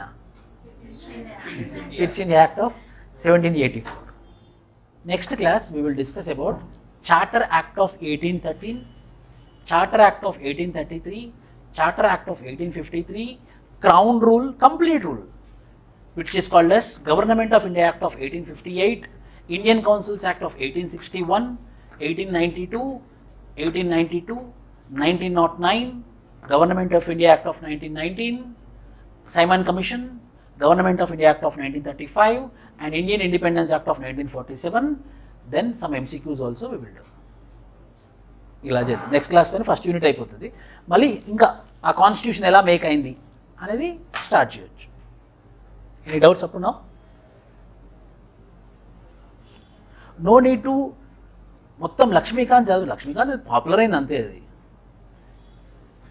మొత్తం లక్ష్మి మళ్ళీ అందులో కూడా మనం ఫిల్టర్ చేయాలి, ఏది అవసరము, ఎంతవరకు అవసరము, అది ఇది కదా ఇంపార్టెంట్. బ్రిటిష్ ప్రభుత్వం ఎలా కంట్రోల్ చేసింది. ఈస్ట్ ఇండియా కంపెనీ ఉండేది కదా, మళ్ళీ ఈస్ట్ ఇండియా కంపెనీ తర్వాత బ్రిటిష్ ప్రభుత్వం ఎందుకు వచ్చింది, ఆ కారణాలు, ఆ లాలు, ఆ చట్టం ద్వారా కంట్రోల్లోకి తెచ్చేసుకుంది. అలా మనం పాయింట్ వైజ్ చేయాలి. ఇప్పుడు ప్రశ్న ఉందనుకోండి, how British government took the power from east India company. ఏం లేదు, 1773, 1784, 1813, 1833, 1853, 1858 డన్, ఫినిష్. దాని తర్వాత మళ్ళీ రాయొద్దు, రాంగ్ అయిపోతుంది answer. How British government acquired east India company. This is an example for nationalisation. Private company కాస్త గవర్నమెంట్ కంట్రోల్లోకి వెళ్ళిపోయింది. Write about the nationalisation of East India company. దాని అర్థం ఏంటి, ఈ క్వశ్చన్ మీనింగ్ ఏంటి? Write about the nationalisation of East India company. East India company which was a private affair, now it became a government affair which is nothing but nationalisation. ఏది మన 1969లో nationalisation of banks ఏదైతే జరిగిందో, అదేవిధంగా British ప్రభుత్వం ఏం చేసింది, east India కంపెనీని తన ఆధీనం, nationalisation of East India Company. 1773, 1784, 1813, 1833, 1853, 1858. Correct? Any doubts? Thank you.